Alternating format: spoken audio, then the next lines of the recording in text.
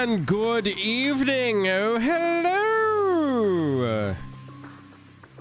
Oh, hello. I can't believe we're here. What's good, everybody? Let's kick it. Where are we? We're somewhere. We're back like we said we'd be back. Oh my God, will you turn the music off for me? Oh my God. That got crazy there for a second. Excuse me, there's something that's making me cough. Good evening, everybody. How we doing?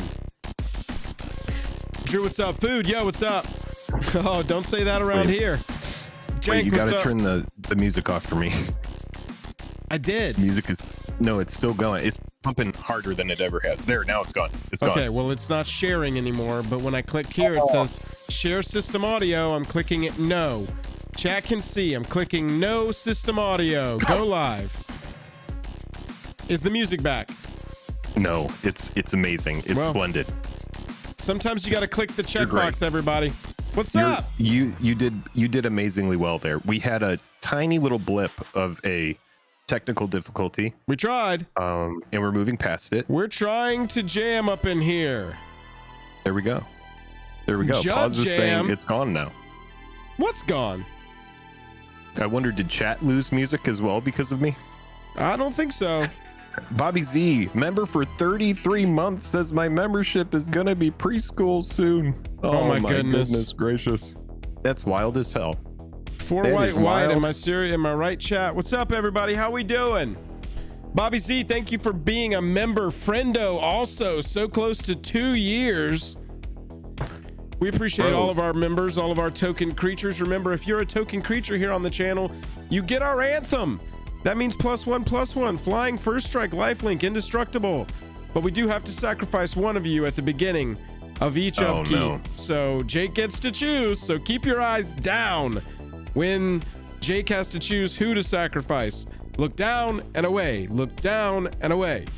Good evening, everyone. Sometimes if I'm in that mood, though, I'll look for anybody who's looking down and away. You know? All right, too many people are volunteering to be the sacrificial. I don't think this is. Do we need to restart the stream? What's going on? This reminds me of the end of Fury. Yeah. This is like Shia LaBeouf's character looking to We're staying. We're staying.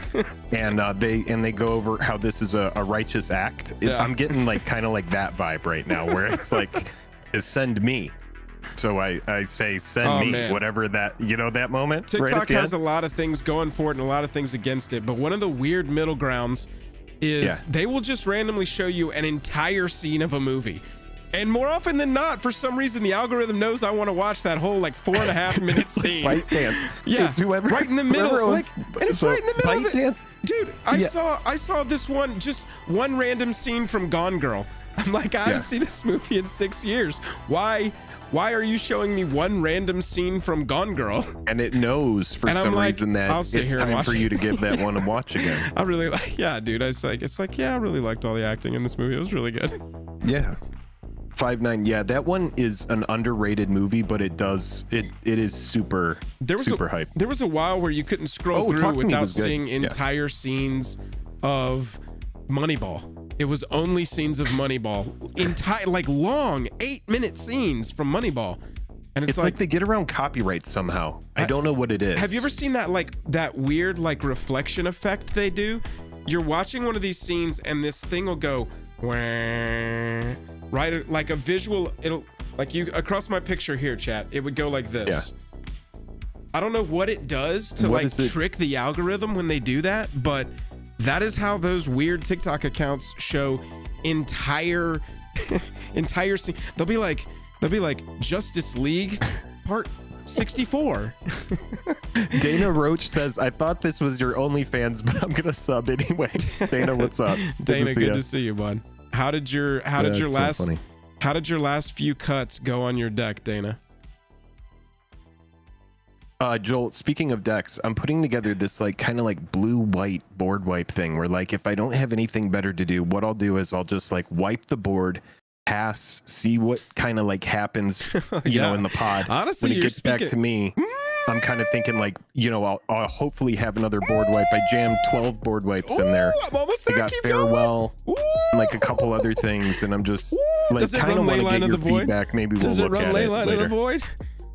No, because it's blue-white. It's blue-white, so I can't get Leyline of the Void in there. But I do have like Tormod's Crypt and Farewell, and just like a lot of generic board wipes, just kind of like the deck just kind of dirtles, and like hopefully I win with Mill by the end. Nevin Ural, you could run Nevin Ural as your commander and have another board wipe out of the zone. Might as well, right?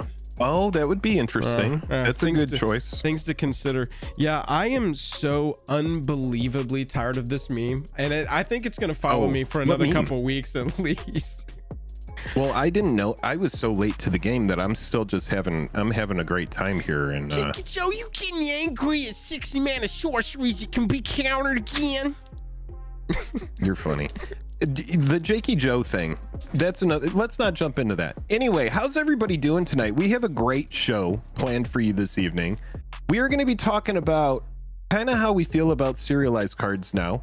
It's like a gut instinct. We're going to look at market data for some of these cards. We're going to look at current prices of serialized cards on eBay. We thought that we had this serialized thing pegged, and it was just zagging and zagging, and now this one's sort of zigging, and it's worth talking about. I think it's interesting. It's weird. I also want to talk about, it's a good move, Jack. Good move. In RTR or in Ravnica Remastered, we got a second reprint or a second serialized version of a card that had a serialized printing in Brothers War, and we're going to talk about that as well. And just we kind were of wrong about that thoughts. on one of the streams, eh? We were, and I want to kind of jump into that because that kind of shows that just because a card gets a serialized reprint doesn't mean that it's immune to another one. Sure. So, you know, in cards being out of 500 or 250, are people really paying, you know, $2,000 for a card? We'll talk about all that, and then later on we're going to talk about some cards you missed from this set. Yeah, we want to go through a bunch of the Commander exclusive cards from MURDERS at Karlov Manor. Don't want to piss off old Al, our boss Al G Rhythm over here. You got to Mr. Rhythm comes through and he smacks you hard, so can't say naughty words, at least not in the first 10 minutes. Oh, we're at 13 with the 5. Thank you for $5. Wolfsbane says, as long as I get sacked for Amalia Tice's trigger. Oh hell, all hail the new stream monarch. Wolfsbane crowns in chat for Wolfsbane. All hail. Thank you, Wolfsbane. We appreciate that. I think everybody wants to get sacked to Amalia, right?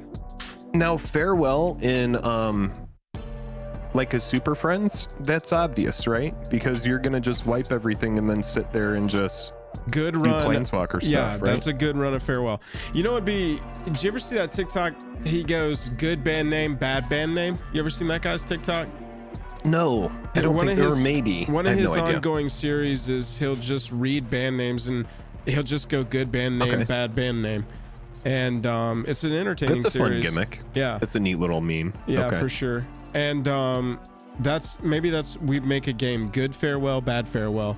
And we look at deck lists and commanders. Dude, I freaking love this. Good board wipe, bad board wipe. What were our segments? We'll just get chat to like send us stuff. We need to, no, you know what we'll do? We'll have an email for next time where people can send us deck lists to an email. Yes, dude. And then we can review their use of farewell. They have to forward it, or they're cursed for 3 years. Yeah. Something like that. Yeah, something like that. They have to forward it to somebody. I love the idea of like a embedded curse. That sounds great to me. Dude, embedded curses in letters, that's so 2008. Yeah, who do you even find? There's got to be someone on Craigslist that does that, right? Like is everybody here under the age of 20? Does anybody here remember? Does anybody here did you ever forward a letter that was like, oh, your family's gonna get caught on a cruise ship unless you copy this 13 times and fire it off into the mail? I've definitely done at least one of those. I haven't done a lot of those. That was something that would have most likely been sent to me by like my mom, maybe. Yeah. She would have been like, oh my God, you wouldn't believe this thing I saw on the internet. Yeah, and then she's like, I gotta send this to my son, you know. Yeah, with the ring, typically you want to give the tape to somebody else that you don't know. Not really like your mom got the ring tape and watched it and was like, oh shit, and tossed it to you and was like, not my problem. If you want to, we can talk all about the ring and it follows and that whole kind of like, you know, it attaches to somebody else kind of thing. We don't even have to do this stream. Movie YouTube needs to happen. Movie YouTube channel. Dude, I'm telling you, man. So what do we want to delve into? What should we talk about first? Chat, how's everybody feeling? Yeah, what's up with your MTG lives nowadays? We'll start pulling up some sales of Karlov Manor. Oh, Markov's Karlov's. I can talk about this. I bought a Birds of Paradise retro foil for $9 on eBay. Oh, whoa. And I have been hunting one of those for a long time. The first time we got the retro foil bird, it was like such a huge price jump. And the fact that it got sub 10, I was like, we're jumping in at sub 10 on retro foil bird. I was like, that's just too nice. Retro foil bird, that is Dominaria remastered? I think retro foil bird was Dominaria remastered. Are you talking like so. 7th edition foil Birds of Paradise? It's like that art, but a modern retro frame. Okay. I can't even believe we say modern retro, but we're in that planet now. No. Oh, I see. It's that. This one here. Okay, so that is the one that I bought. Okay, hang on. Let me in retro foil for the benefit of Mr. Kite at home. There we go. All right, there you go. Everybody. And unclick that strike through on foil, and that'll show you the foil price of it. Wow, the foil. Okay, so it's almost like I overpaid for it at 9. Look at how big that drop. I don't even care though. I really don't even care. But if we go look at the retro foil bird that came out of the set previous from this, the all-time high on it is just absurd. Dominaria was the previous one. This one. Yes. So this is actually the 7th edition art. Right. This is the one so, that when I started playing. Oh no, it's not the 7th edition art. I'm wrong.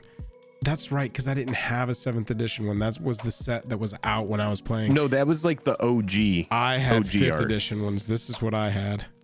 Yeah. That's what I had.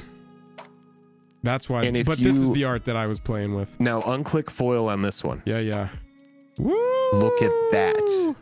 So when that came out, that was like 100 by itself. It has a massive spike, and then it has gone down to 15. Yeah. Compared to the other retro foil bird, which the art is different on it, but that's pretty much it. I mean, that's what my price memory did to me, right? It's like I remembered retro foil bird than the modern retro foil. I mean, we're not talking about 7th edition foil. I just remember this being so expensive, and you can see with the chart here, thanks to MTG stocks. Just love MTG stocks. Yeah. But yeah, want to thank crazy. Before we get too far into this stream, I think that's an excellent segue. Let's go ahead and thank our sponsors that allow Jake and I to do this full time here on the channel. Card Conduit, best place to sell your cards. TCG Player, best place to buy them. Dragon Shield, best way to protect them. I got some new Dragon Shields here. Ooh, baby. Just got a package in from DS. New sleeves haven't even hit the market yet. We'll show these. Wow. Maybe give some away here after a little while. I want to see them. I haven't even seen them. Yeah, I got to send you a picture actually. He's not lying, chat. He is literally not. He didn't even know these exist. I've not even seen them. Who did I say? Dragon Shield, best way to protect your cards. Moxfield, best way to list them on the internet. And now introducing our newest channel sponsor. Everybody claps in chat. MTG Stocks is now sponsoring Jake and Joel Are Magic. Our official price tracking website has made it actually official. We talked on the phone with the owner of the website earlier this afternoon, made it official. Sponsored by MTG Stocks over here at Jake and Joel Are Magic. And honestly, we'll say it to y'all like we said it to them. We were going to be using your site with or without your sponsorship. We would love to work together. That's right. It's a great tool. MTG Stocks, anybody who's been over here or watched, if you throw a dart and watch one of our videos, we're probably talking about MTG stocks in it. So probably it's just so good for long-term price tracking and being able to kind of gauge, at least for me, I use it to kind of figure out a good time to pick up a card. We know that this is an expensive card game, and so if we can find cool cards at low prices, that's awesome. Really quick, I want to shout out Wolfsbane here with the $5 super chat. Says, thinking of remaking Tetiova, and she has been getting a lot of good enchantments like Spelunking. Yes, dude, that I love that enchantment. The Virtues on the Trail and Case of the Locked House. God, I don't even know what Case of the Locked House is. One of those new cases, man. Those have been overperforming, at least in my very, like, what is it, 3.5 hours of limited so far on this set. Those have been overperforming. I like the cases. Zach, you did miss a very, very brief technical difficulty that we got over just right at the top. But there is one if you want to rewind. Stream Monarch now up to $10. Wolfsbane, all hail. Crowns in chat. Kirk, no, what's up? Thank you, Good to see you, Kirk. We appreciate you. And yeah, big thanks to our new sponsor, MTG Stocks. But yeah, that's kind of like my MTG venture. I also got, and we don't have to dig into all of these, but I picked up a retro foil Mayhem Devil because that's just, oh man, love that.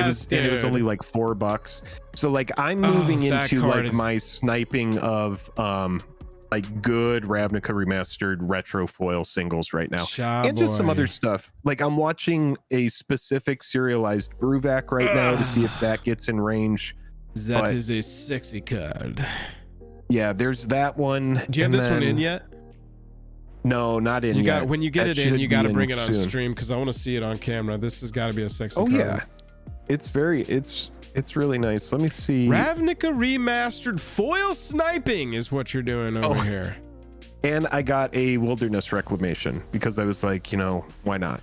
Wilderness Reclamation retro foil for $275. I was like, if I ever decide to play this card, I want this pimp version. Yeah. And right now it's extremely cheap. And then I also got an Academy Manufactor because we talked about that card, and then I was like, you know what? I'm gonna buy a an extended art foil one. I was like, I want the pimp. We're back on our bullshit about Academy Manufactor. It's just so good. I'm done. I'm done talking about it. I'm over it. We're moving past it. I mean, in before, the Western set is just riddled with treasure tokens, and we're like, you know what card you need to get? Some of these are actually looking pretty good, over there doing a jig like straight to the moon. Yeah, dude, look, I mean, DRS, you got the art of the new art Dark Confidant. Is this new art? Was this new art, chat, or was this like that is used that from is on my biggest else? Losers list? That is on a biggest losers list. You're talking all time. You're talking all time. Oh yeah, Jace the Mind Sculptor is also on this list. Yeah, if anybody has a good biggest greatness loser, at any cost, man. I'm telling you, man, dude, that card used to be such a house. That card was played in like in Jund and like Death Shadow builds, just because everything is like so low to the ground. But really, it was even played in Affinity because a lot of Affinity is like zero cost stuff, so you can really just kind of like power stuff out with Dark Confidant. But it's just a fair card now. It's just completely fair. That's what happened. I think it could be in standard, honestly. It's Do you very see chill. this? All-time high, $27. Lord of the No Reprints. Retro frame now $5. Yeah, maybe it's time to start making some videos about looking at Ravnica remastered. Foil Bruvac's pretty up there. Shocks. These shocks are getting good. TARDIS, hello, comrade. It's good to see you. Yeah, we're going to be talking about I'm glad we're going to be talking about a lot of good game pieces. I'm glad tonight. that you're using your internet share tonight to watch our stream.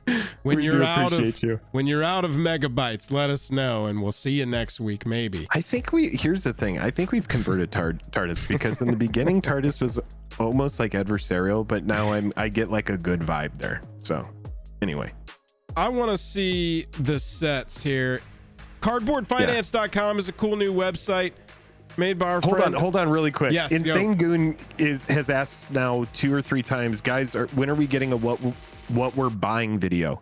We just came out with one. Yeah, we I just don't posted know one. if you missed it. We just posted one, but there should be another one in like a couple weeks.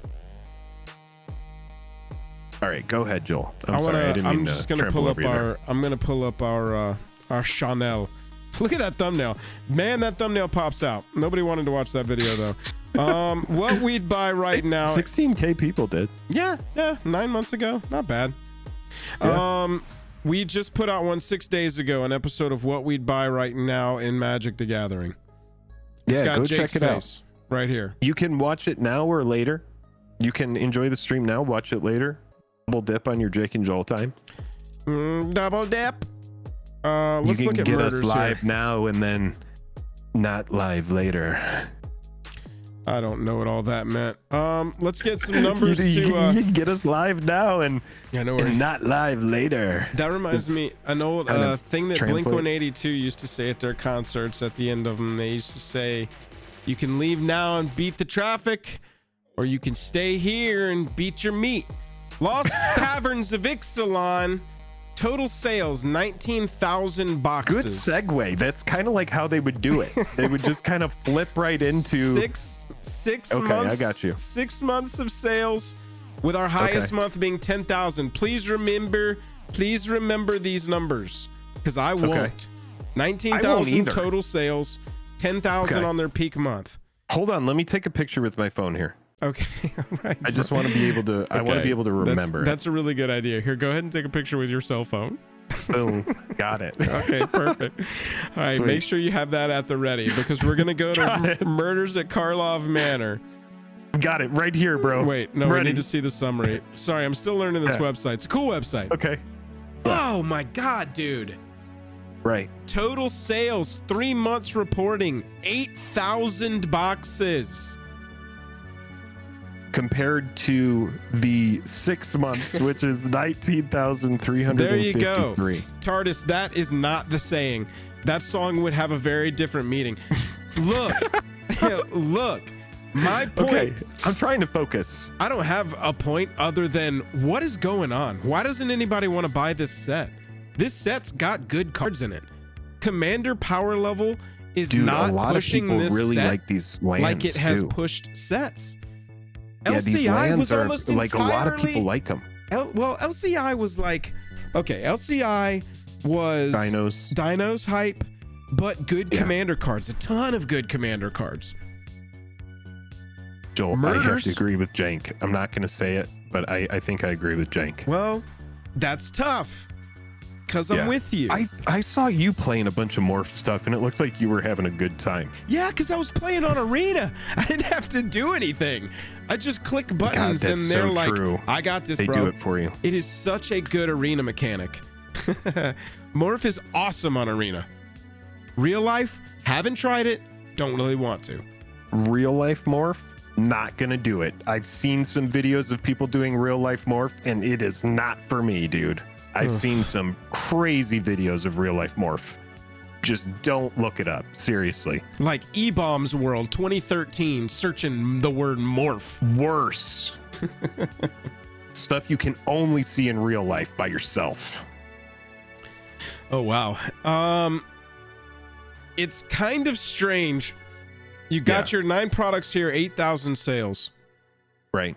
11 products, 19,000 sales. Do you think people are tired of Ravnica? Is anybody like, I love Ravnica, give me more Ravnica? Because damn. I think because of like Shocklands, people are always kind of like drawn to Ravnica. When I hear Ravnica, I think what? Like because of Shocklands, people are drawn to Ravnica?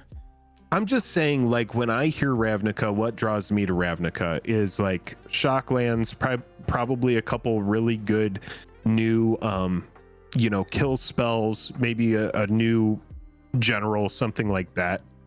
I think what the thing with Murders at Karlov Manor, weak special guest slot, doesn't matter to anybody. I think, and this is just an opinion. But we also have. I feel like I need to be clear with my opinions nowadays. This is just an opinion. Okay. But I don't think anybody gives a shit about the special guest slot. I think that it was cool for Mana Crypt. Going forward, I don't think anybody's going to care. It's just going to be another thing. It's going to be like the list. Yeah. Honestly, like the list dropped in numbers. Sure. Jake, name me 3 cards that are on the list right now. I know that one of them is exactly. It's a boo-boo the card. List, it's not the very good. list was dropped to a number that would be manageable for us to cover on the channel. And on our MTG Finance channel, we've never discussed it. I don't think anybody cares. I think people want new playable cards. Special guests. I would just say, special guest being part of it. Let me finish my whole thought on this. Sorry. Yeah. Okay. So Lost Caverns of Ixalan. We've got dinosaurs. Yes. We've got a set that just is bringing more dinos to the game, so people are going to be hyped on that. You got the Jurassic Park IP. Internal Universes Beyond, yep. Correct. You also have a Jurassic Park Clue.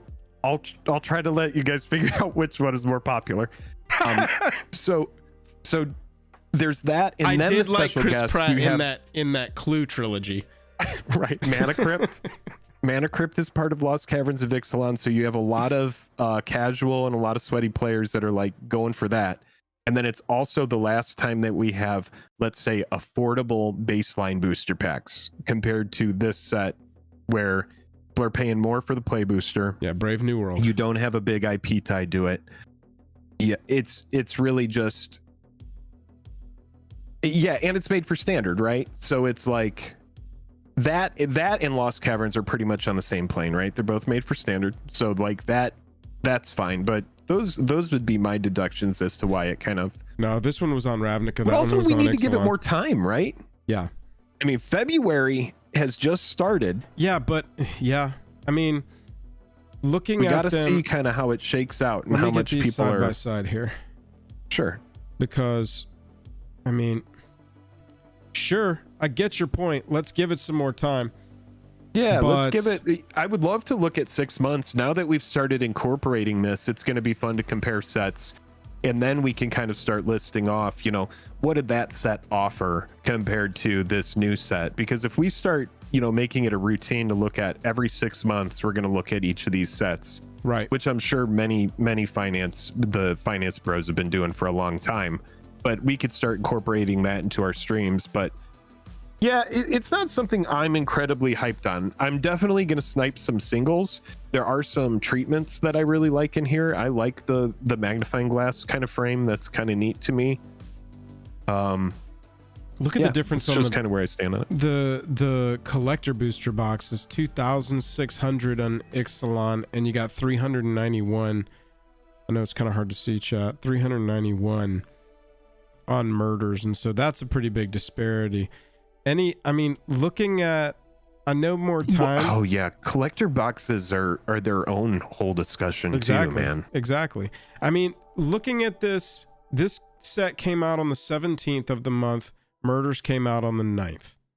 Yeah. So, 10,000. You got 2,000 the month before, but that was, 17. It was 13 days short of a full month. Sure.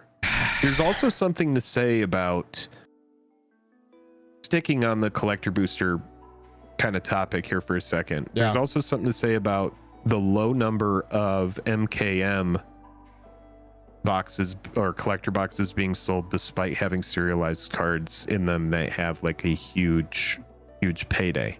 Right. Which is also something we're going to talk about in this. There was no serialized anything in LCI. What you had was a Mana Crypt that had a bunch of different variants, and that was the chase, or that is the chase. You could still buy that product. So to answer Dizzy, these are scraped sales TCG player.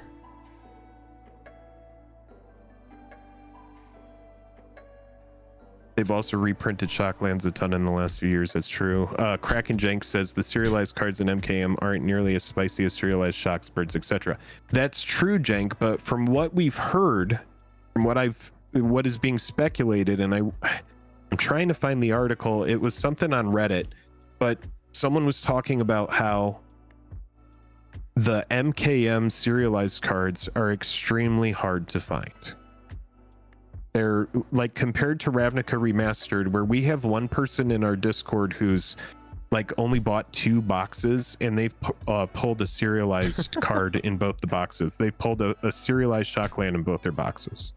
The hell is this? When did we look up? Jank, they are 250s. Yeah, they're 250s instead of 500s. This was in my this was on our recently viewed. When did we look at this? Food Time, is that you sending me? Yes, bro. Food Time. You're a freaking legend. Will you send that to Joel? Send me it. Send me it. Please send me it. Serialized.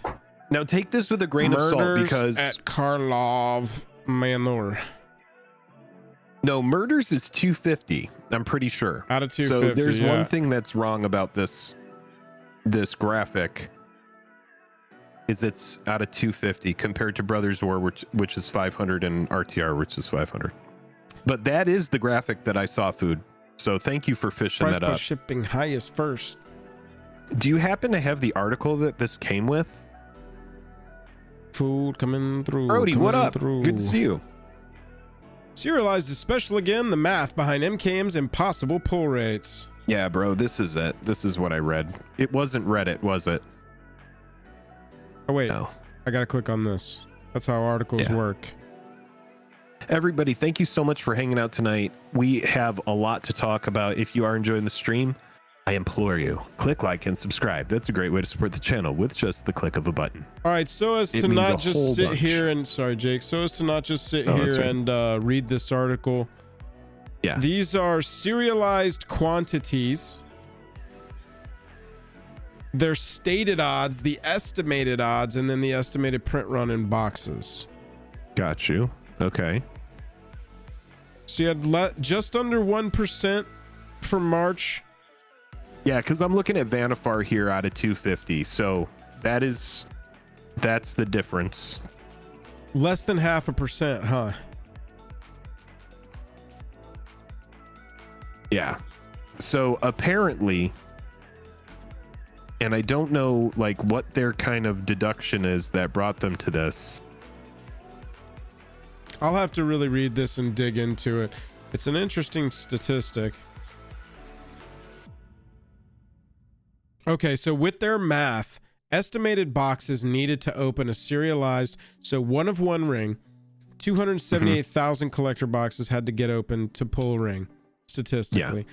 Serialized soul ring, every 146 collector booster boxes. Serialized cards from either Brothers War, March the Machine, Return to Ravnica, or Doctor Who, every 8.33 collector booster boxes. And then wow, a serialized and people card. Actually believe that RTR is even better rates than that.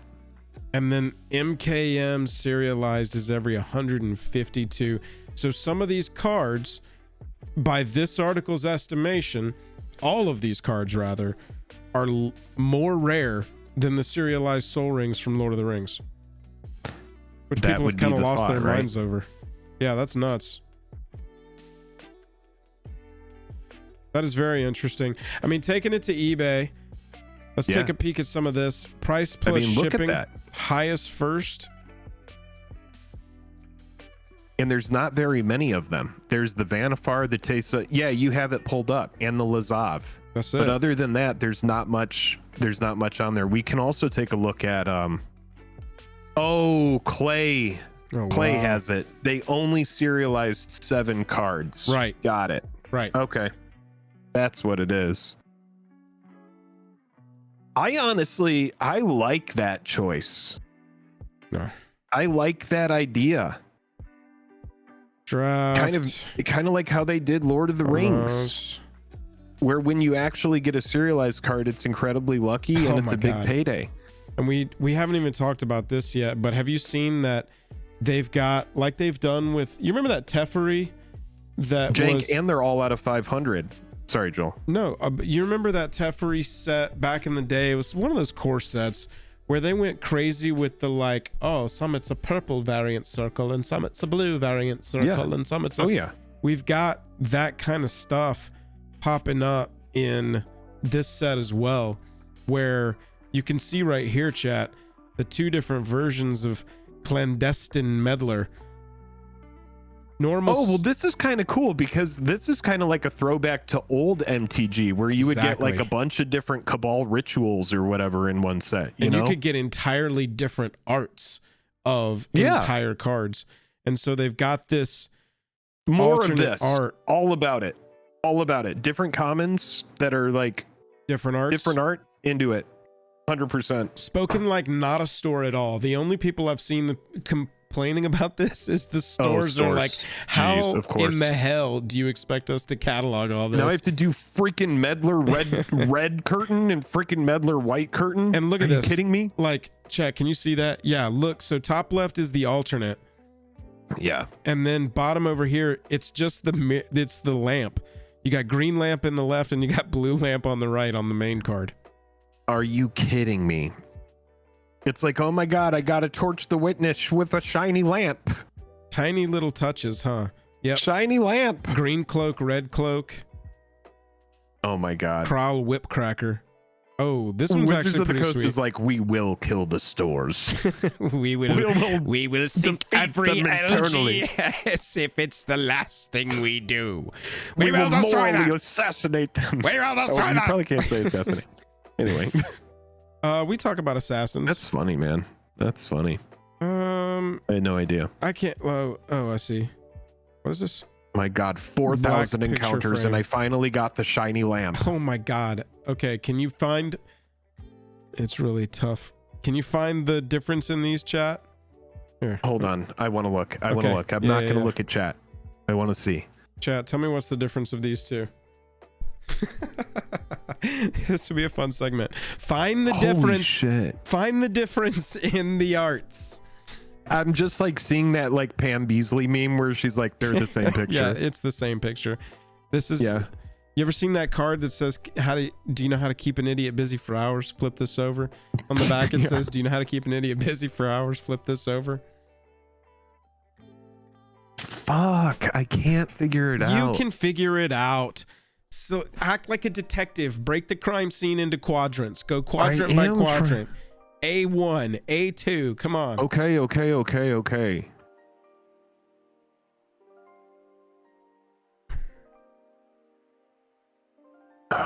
Chat found it. Shh, I'm not looking at chat. Surveillance monitor. Bro, this is so stupid. Obviously working from home here. Is it? Come on, man. If you were playing Big Brother right now, you would have just lost BB Comics. Let's go. 100%. Yeah, just tell me. At this point, I would have already lost. It's the picture frame. Black picture frame, white picture frame. Oh my God. I'm like looking. That is annoying as shit. Okay. I did my best. I did my best. I did my best. I did my best. All right. This one's a little bit easier. Differences. Okay. All right. The color of the shit. It's the color of the shit. You got black shit, you got blue shit. Yeah, the color of the shit there. Yeah. That's pretty it's interesting. I don't know what to think about it, chat. How are we feeling about this? Okay, so this is the rope on his shoulder here. Yep. White rope, green rope. Shoulder rope, white rope, green rope. You know what? If they want to hire me to come in and like do a hue change on one element of the picture, I am so good at the lasso tool on GIMP and Photoshop. Yeah, you know, whatever. This is whatever to me. I think it's kind of cool. It would be cooler to me if they just had completely different art that wasn't just one element's color is changed. Yeah, but I think it does kind of go with the detective vibe, right? Oh, yeah, I could see that. Pick out the thing that's different. You know? I could see that. Cool. Yeah, for me, I really like your point about it's like old cards where they would have literally completely different arts, and I kind of wish it was the same that. set. Yeah. I mean, there's so much art getting commissioned for MTG nowadays. Just get 2 different pieces for some of the commons, especially some of the like dope commons that you know are going to be standard playable and stuff. I think people would really like that. Yeah. These are our serialized cards. These are the 7. Is it 7? It's only 7? Only 7 cards, and they are 250. So not these 500. These like 7 cards each received is a 1 to 250 variant. That's right. Of these, playable over time. Commander. I like the new Aurelia. Rakdos getting one. That's pretty cool. I like Aurelia over time. I think Rakdos is going to be a 99 card over time. I think Trostani is actually going to be a commander for people. I think that one's got good value over time. Niv Mizzet, I'm not wild about. Lazav is pretty cool.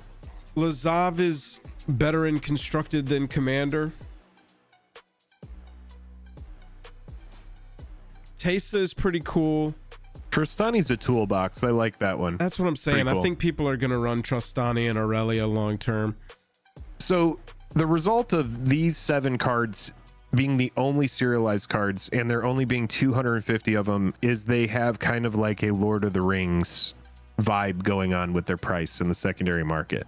So Lord of the Rings, if you don't remember, there were a number of rings made for elves, humans, and dwarves based on the number of people in the fellowship. Joel, you're probably going to know this better than I am, but no, that was funny. Oh, you're not really into Lord of the Rings stuff? Oh, no. It was based on how many rings. No, I'm going to fully nerd out on you here. Give me a second.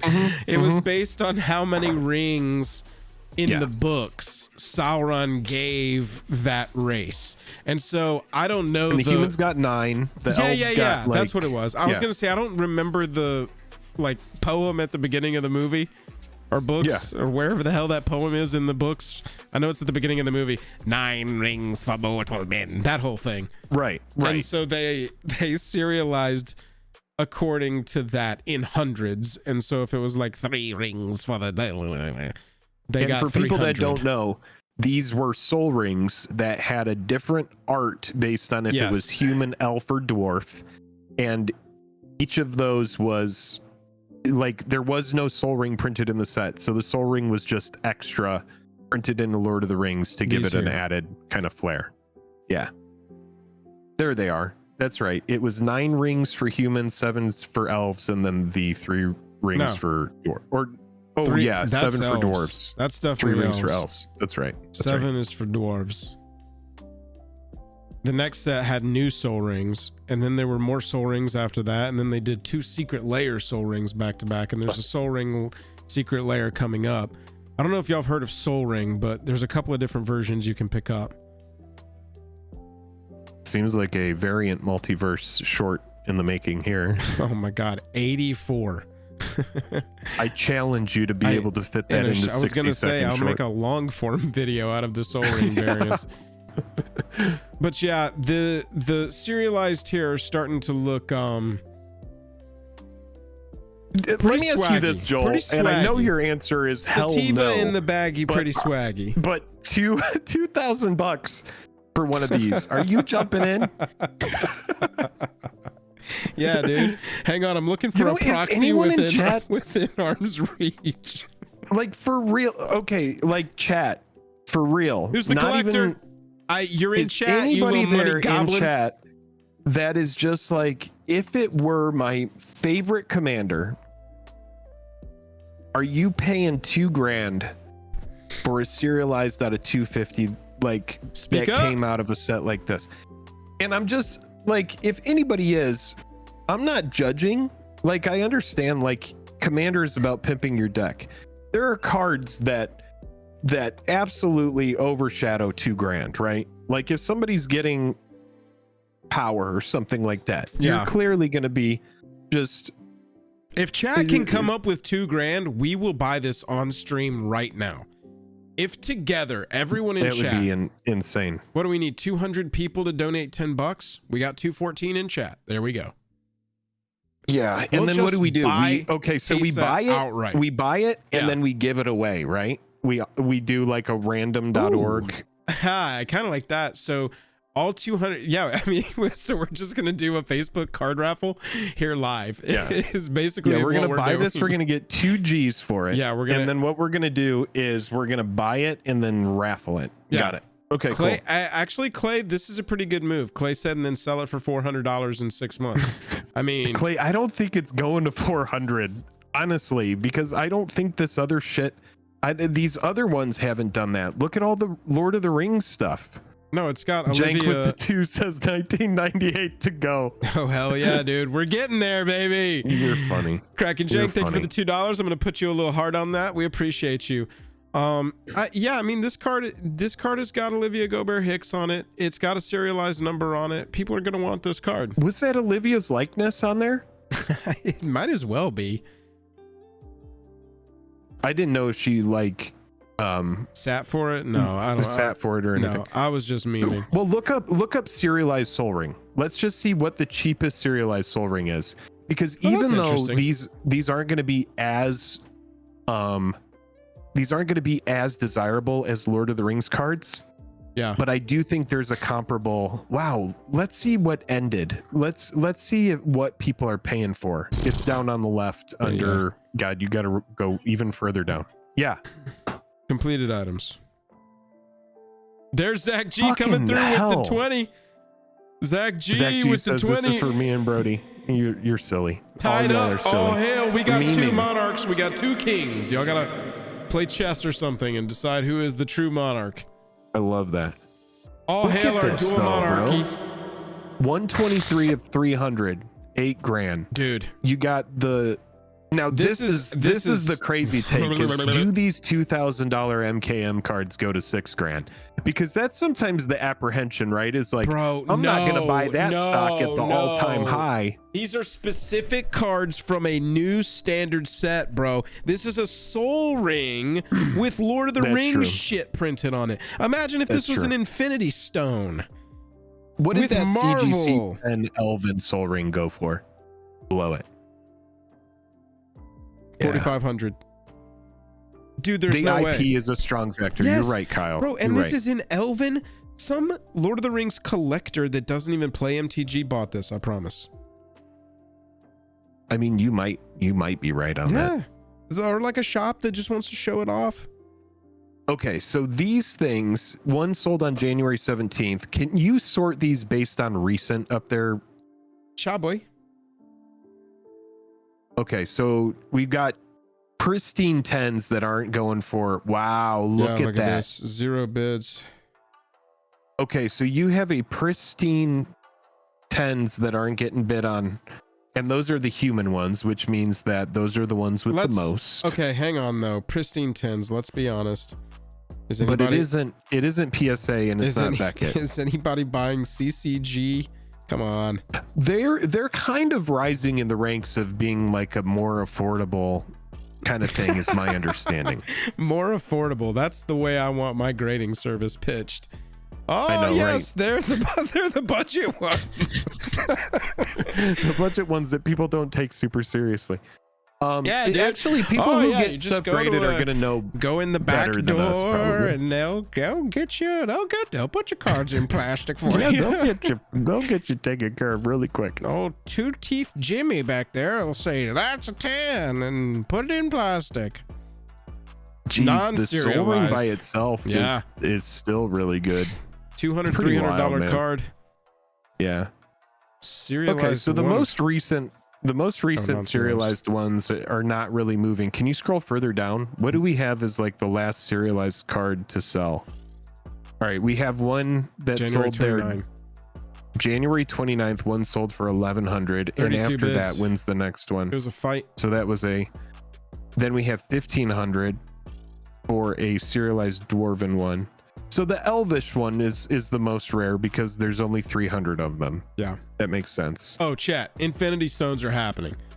There's no way they don't replicate the whole One Ring thing. They're not gonna. I mean, Clay, I think you're right. The only way to do more than a 1 of 1 is a bunch of 1 of 1s.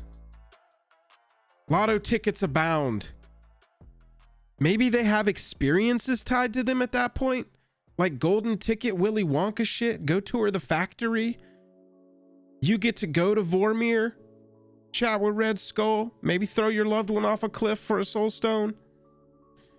What if they do the 1 glove and 1 each stone, 6 total one-offs? I mean, we talked about that on stream. That is would be the call. Smart. Right. That would be freaking awesome, because then someone needs to go through and assemble the gauntlet, right? Exactly. I mean, it's like, dude, Post Malone is going to be sitting there going, oh my God, shit, that how do I sounds fucking so do this? cool to me, dude. It's going to be like, how do I do this? I mean, you see pictures of Logan Paul wearing his Pikachu around his neck. Wearing his Charizard around his neck. No, it is a Pikachu. It's the artist Pikachu. That's right. You see that? Right. You've never seen somebody with Pikachu Illustrator. 7 one-of-ones around their neck. Oh my God. Yeah.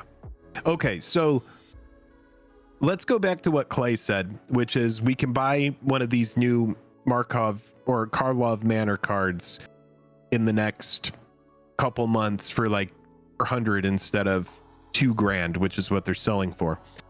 We are kind of seeing some of these easier to get, air quotes, easier to get serialized cards from Lord of the Rings that are nearing like the $1,000 mark.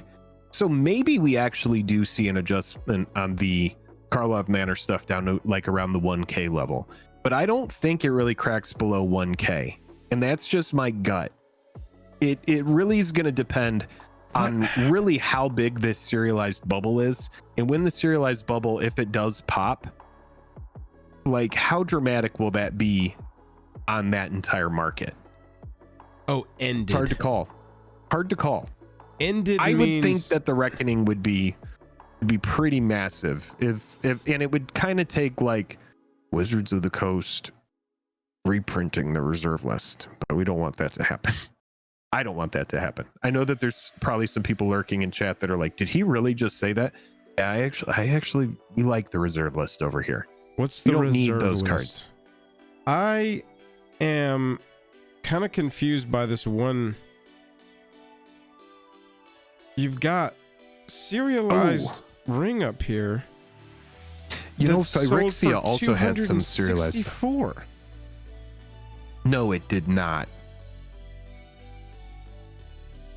Oh, this person had no idea what they had. I mean, it's a 1900 with a 99.9% rating. I find that hard to believe. Called Magic and Jewels. Maybe it's because the picture is so bad you can barely see the serialized thing on it. But why would that matter for the seller? The seller agreed. I mean, look, they didn't even put serialized on it. I don't know. Yeah, they did. Oh, they did. Yeah, I'm confused like you are, man. This is a weird one. I don't know what the hell all that's about. But yeah, it looks right like now someone got away with the jewels. These are kind of crazy. Let me see if anybody has shared opening one on Twitter.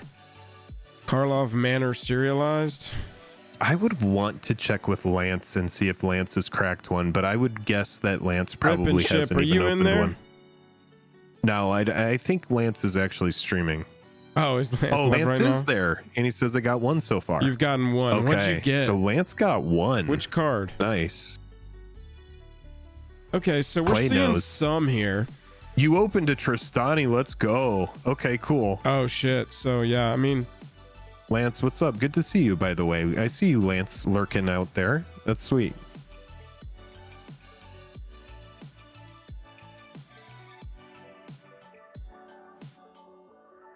Trostani 221. Yeah. Yeah, people were like, Blake opened one on the weekly, and everybody was like, okay. How about somebody who doesn't work in the building? Did Blake really open one? Yeah. Oh, 111? Ooh. 111 out of 250 is pretty sick. God, I would love that card. 111, like I've always loved sequential ones. Hot. This is pretty sick. I'm a fan. I am a fan. Congrats to whoever opened that. Yeah. Kirsty Vanifar with Blink Morph and Zero Win Con. Thank you, Zach. the $2 super chat. Thank you, Zach. Here's a Santa, the Vanifar with Blinking Morphin 0 win con. Well, oh, let's celebrate their first super on live stream. Oh, nice. How do we Consider do it celebrated. Celebrate. Celebrated. We'll get it. I'll cheers my next beer to this. Thank you, YouTube. I'm interested to see where these prices go over time. Yeah, we'll definitely check in on this, and it's good to have this stream as kind of like a historical data point where we can come back and be like, oh wow, yeah, look at where that is now. We do. These go are all back kind of the nothing streams. numbers of each of these cards. It's just like whatever, very random. I do think serialized cards would be better if their art was exclusive to whatever the serialized thing was, and it wasn't something that's already in the set. Yeah, and I get it. But especially when you're only doing 7 cards, it seems like such a no-brainer, right? Right. If you're only doing 7 cards, let's just get exclusive art for each of those 7. Didn't they do something like that for the Praetors?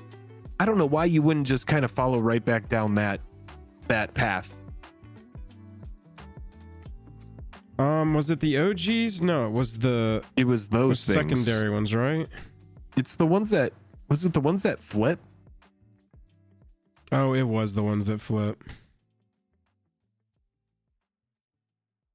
Yeah. Yeah. Because they had the different arts. That's right. And so this was such a smart idea, dude. 338. They all had different exclusive art that only appeared on the serialized thing. Right. These 5 here. That was smart. Yeah. Smart as shit. 5. Yeah, man. I mean, I'm not even that high on those as cards, but they're fine. They're solid. Cool. They're strong. I don't like cards that flip. Praetor. We know you don't. Yeah. If the back of the card says magic, I know what's going on. Okay, so the only thing I'm seeing here is Attracts the Praetor's Voice from March. Yeah. Oh, there's a Urabrask that sold.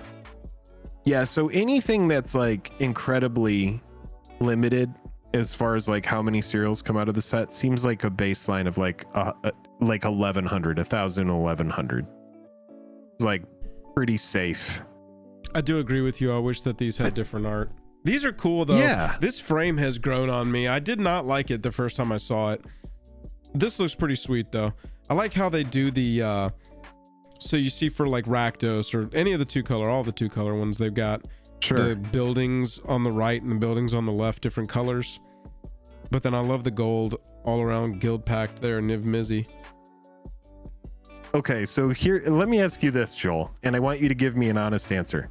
If these were like the serialized version of these was, you remember when they got the kids to like do their version of Craterhoof Behemoth or Secret Lair product? Yeah. And like Birds of Paradise and stuff.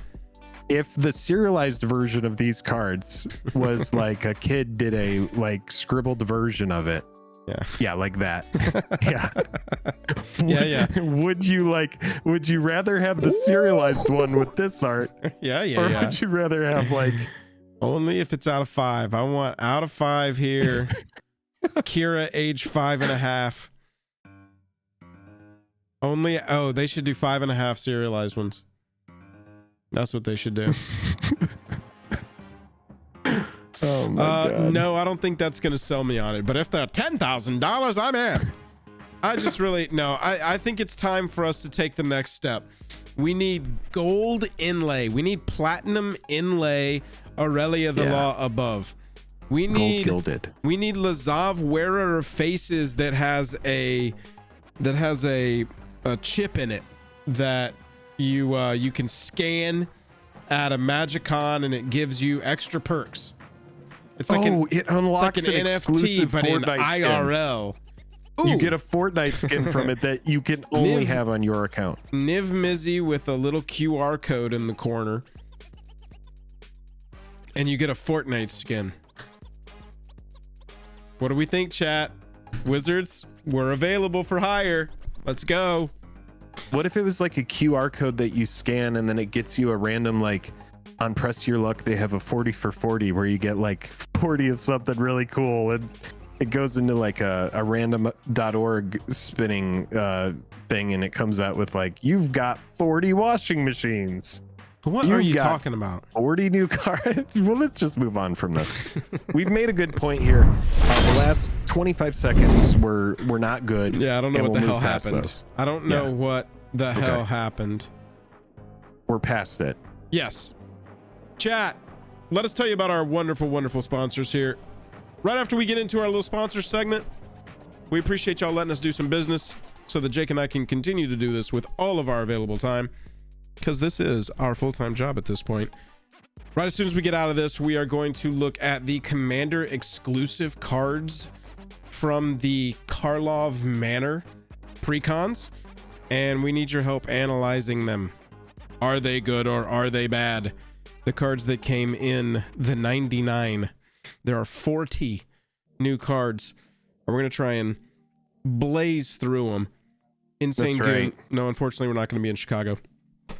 Didn't get that trip organized. Sadly, no Chicago and no DreamHack this weekend. No, we'll be in Vegas at the end of the year. That's the only trip we've got plans so far. Sponsor Card Conduit. We'll figure some other stuff out. Yeah. Sponsor Card Conduit. Y'all, you got stacks of cards sitting around. You know they're worth $1 or more, but it's just not worth the time to go through each individual one, sell them. You're not playing with them, but you know they got some value. Card Conduit's got your back, dudes. Ship all those cards to Card Conduit. They are going to check their quality. They are going to buy list them for you, and then they're going to send you a check. You just got to mail them the cards. That's it. And depending on how much sorting you do ahead of time, you can get even more money in that check when it comes. And then if you use our code, you're going to get even more money on that check when it comes. That's Jake, right. Our code is going to eliminate 10% of your fees, your final fees. So if you're sending in a ton of stuff, then your fees might be high, and we can save you 10% on that. Also, TCG Player. TCG Player, you see us using a ton of TCG Player over here. That is a very robust marketplace. There are a ton of different sellers over there. You can look for competitive prices for your cards. Do some due diligence. Look for people that have a good reputation, and you will honestly never go wrong. I've never really had an issue with TCG Player. You got to do your own due diligence. Due diligence. I said do. I said do. I have a lot of due diligence. Did you have a lot of due diligence today? A little. I had a dribbly digilance earlier. TCG Player is going to be really excited to hear about how we promoted their site tonight. And also Dragon Shield. That's a great spot to go if you're looking to get good quality sleeves. Speaking of Dragon Shield, Joel has some brand spanking new sleeves. Yeah, let's check these out. I haven't even looked at these yet. Okay, so we have got new brushed art sleeves here. Let me get a little zoom ski going here. Show me at those. Yeah, we're gonna do a little zoom. I can't even see them. Look at the beard. Is it edged up well tonight? Oh, we missed a little spot. Maybe I can't even see this. Dip drop of acne. Dragon Shield. Oh, look at those. These are brand new. I want to see your face. Look, you got to look at the stream. I can't. I'm not watching the stream. Oh, okay. There we go. That's pretty good. I had to refresh. Drasmorks, Queen of the Tides. Oh, these are some brand new brushed art sleeves. Those brushed art sleeves are lightly like textured on the back. You can see there, it's got the blue art there. We've also got, I don't know if anybody has a Boros deck that they're looking for some sleeves for, but Alaria. Oh, are those art? Yeah, these are also lightly textured art, brushed art sleeves. This is from a set they're calling Constellations of Arcania. I think that's also this. Oh, I'm now zoomed in strangely. You're super zoomed in. Oh, I try to be always zoomed in. These right here, chat. I think sometimes you can see these behind me. It's part of that green and red and purple set from earlier that looked like constellations, but now we've got these gold ones. Alaria of the People, champion of the outnumbered and out and matched. Jason Engel. What? Dude, Dragon Shield is so good about getting good artists to do their stuff. Yeah, a lot of the time they'll go to Magic the Gathering artists Wow, their yeah, sleeves. dude. Over And it's nearly yeah, 200 cards for Jason Ingle. Chat, look at this. Yeah, This is a good point, Jake. I did not even... Oh, Jason Ingle did all of the Constellation God cards. That's me not being informed. Bro, Jason Ingle's got hella work. Look at this. Mondrak, Maskwood, Sakashima. All of the Constellation art. That's so Dragon cool. Shield, they saw this going out of their way to get some baby. really cool new sleeves going. Maybe we just give those away. You want to give those ones away tonight? Absolutely. The Constellations of Arcania look really cool. We've also got, I believe these are our February. These are our nice. Valentine Dragons 2024. These Bro, are our. those are cool. They're looking like lover dragons that are embraced here. Let me zoom ski a little bit. Kind of looks like these two crows I saw fighting when I was on the mountain the other day. You can be in love like a couple of fighting crows with these Valentine's Dragons 2024 Fighting Crow sleeves. Go Fighting Crows! Or maybe they were, maybe they like were a high courting each school other. team now. We were the Noonan Fighting Crows back in the day. The Fighting Crows. You go out there and we will peck you to death, just like Forrest in Resident Evil 1. Yeah, they're wrestling. They're wrestling. Yeah, let's do a little giveaway and we'll get back to it. Also like to thank our sponsor Moxfield. Moxfield's the best deck list website you can do or be or see or hear, dream of, or taste. Or hear. And then Did also you already say hear? Or taste. And then also our or brand new learn sponsor. as a second language. You could learn MTG as a second language. It is kind of a second language, like isn't it? Yeah. Kind of like that. Yeah. Oh yeah, absolutely. That was a good sponsor bump for Moxfield. That got kind of weird, and I feel like our best ad reads do look weird, do sound weird. Yeah, Kirk, the black eye's pretty much gone at this point. It has healed. Did you put your son in his place for that? Gave him 2 black eyes. No, I'm just kidding. Yeah, get that baby. Felt weird joking about hitting my 1-year-old. You take that baby down. What's our hashtag? We need a good hashtag for this one. Don't let that baby get the best of you. That's probably too long. Fighting crows. Here we go. Hashtag Fighting crows. Hashtag fighting crows. Everybody Not type to in. be confused with counting crows. Everybody type in hashtag fighting crows. Hashtag accidentally in love. No, did you say counting crows? I did not. That's funny. Just like hashtag fighting crows, we've been hanging around. Did you say counting crows?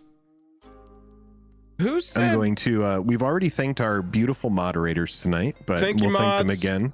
Time is here hanging out. We got Jank in the house. I know Brody was there earlier. Bobby Z at the top. Any of our other mods in here tonight? Lance, honorary mod, even though Lance doesn't really do any moderation, but he's a mod on the stream. Yeah, fuck you, Lance.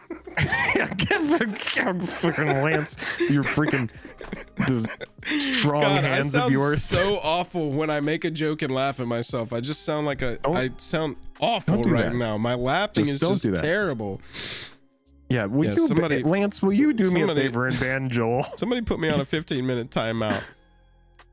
You can't. I kissed a girl to that show choir. To what song? Accidentally in Love? Probably. Yeah, it's got to be, right? If it was show choir, it was definitely Accidentally in Love. Bizarth wouldn't have been like, let's do Hanging Around by the Counting Crows. It's on the top 40. Shit, no, I'm going to take this opportunity during this moment of everybody getting in here to thank our channel members. And their names are highlighted in green. We've got Josh P. We got Dirt Sleep, Corey G out there hanging out. David LeBlanc. You talking to our token creatures? Isaiah. Yeah, these are our channel members, our token creatures. We got Rob hanging out as well. Hashtag Fighting Crows. Hashtag Fighting Crows going to enter you to win this. We're going to give all 3 of these away. And Phil. We're going to pick 3 winners tonight because I'm feeling generous. Whoa, 3 winners? You're gonna have a whole bunch of work to do. We're gonna it's gonna be 3 addresses to write on boxes. Chats that aren't gonna go toward buying that serialized card. So this just seems like the least we can do, right? Right. Yeah, we'll do 3 winners tonight. Give me 1 second, Joel. I need just like a minute. Chat. Be right back. 1 second or a minute. Start counting. Hashtag Fighting Crows is how you enter to win one of these 3. We'll just let the winners pick in order. Winner 1 will pick, winner 2 will pick, and then winner 3. You're gonna take whatever's left. How y'all feeling about DreamHack ATL? Hayden, I really had a good time at DreamHack.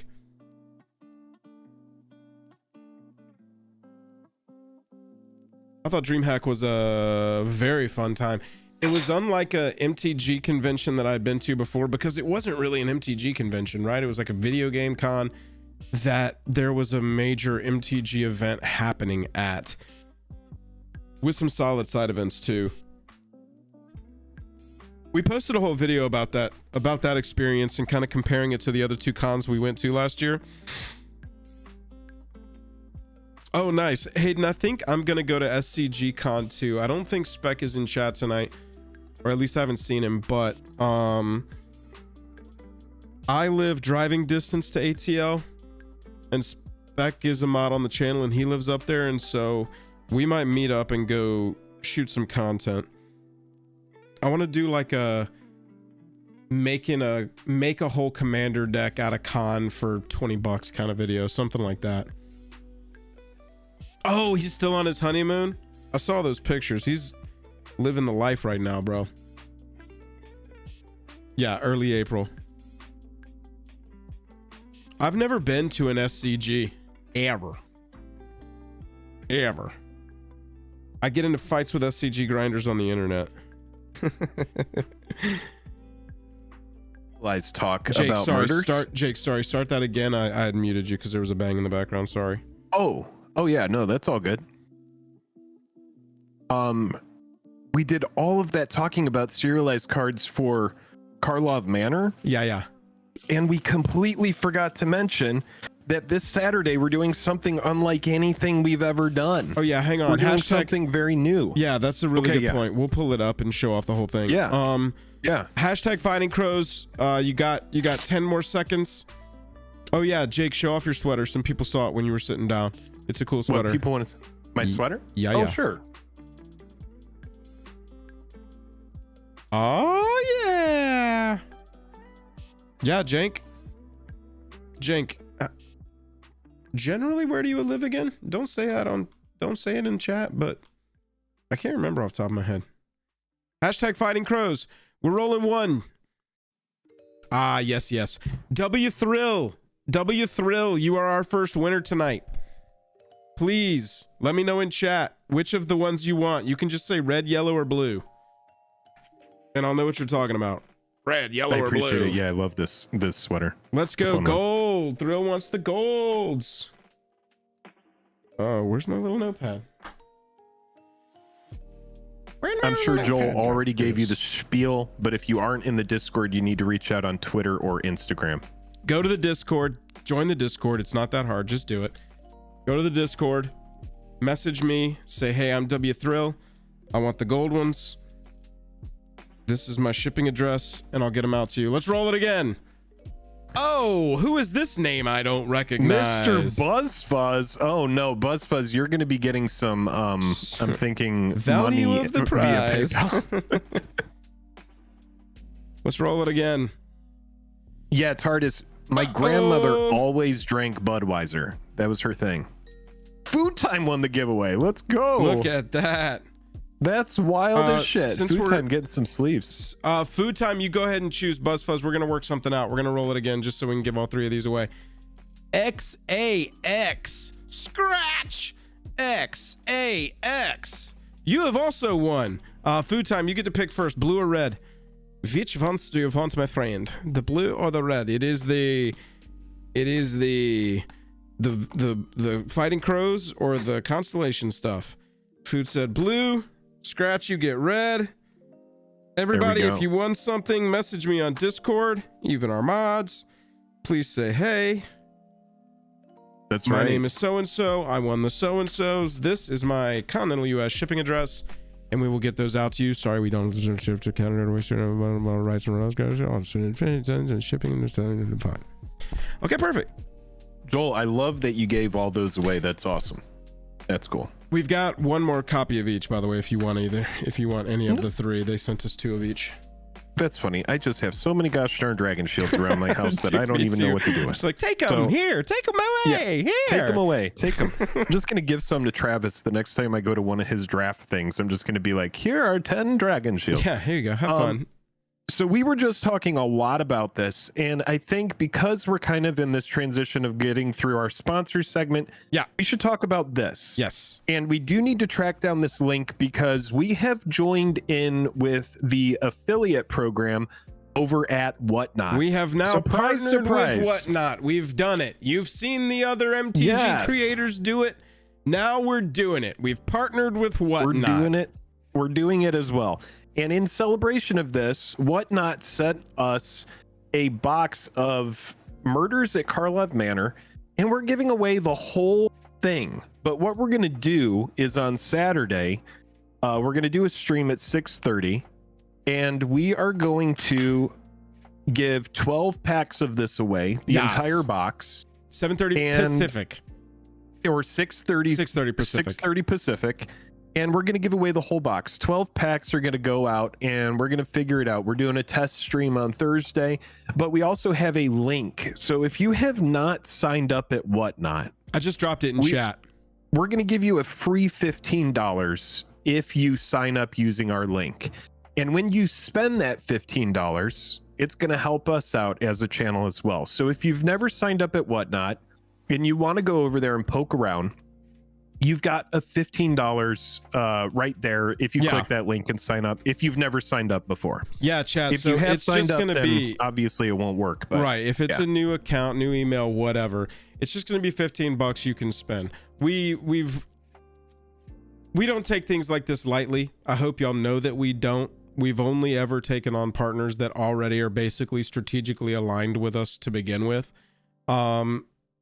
We've discussed this at length with Whatnot. We're looking forward to it at this point. I think everybody's really come to some fantastic terms that is good for us, is good for y'all, more importantly, and us as a community. That $15, you'll just be able to spend it, and you can spend it on our stream on Saturday.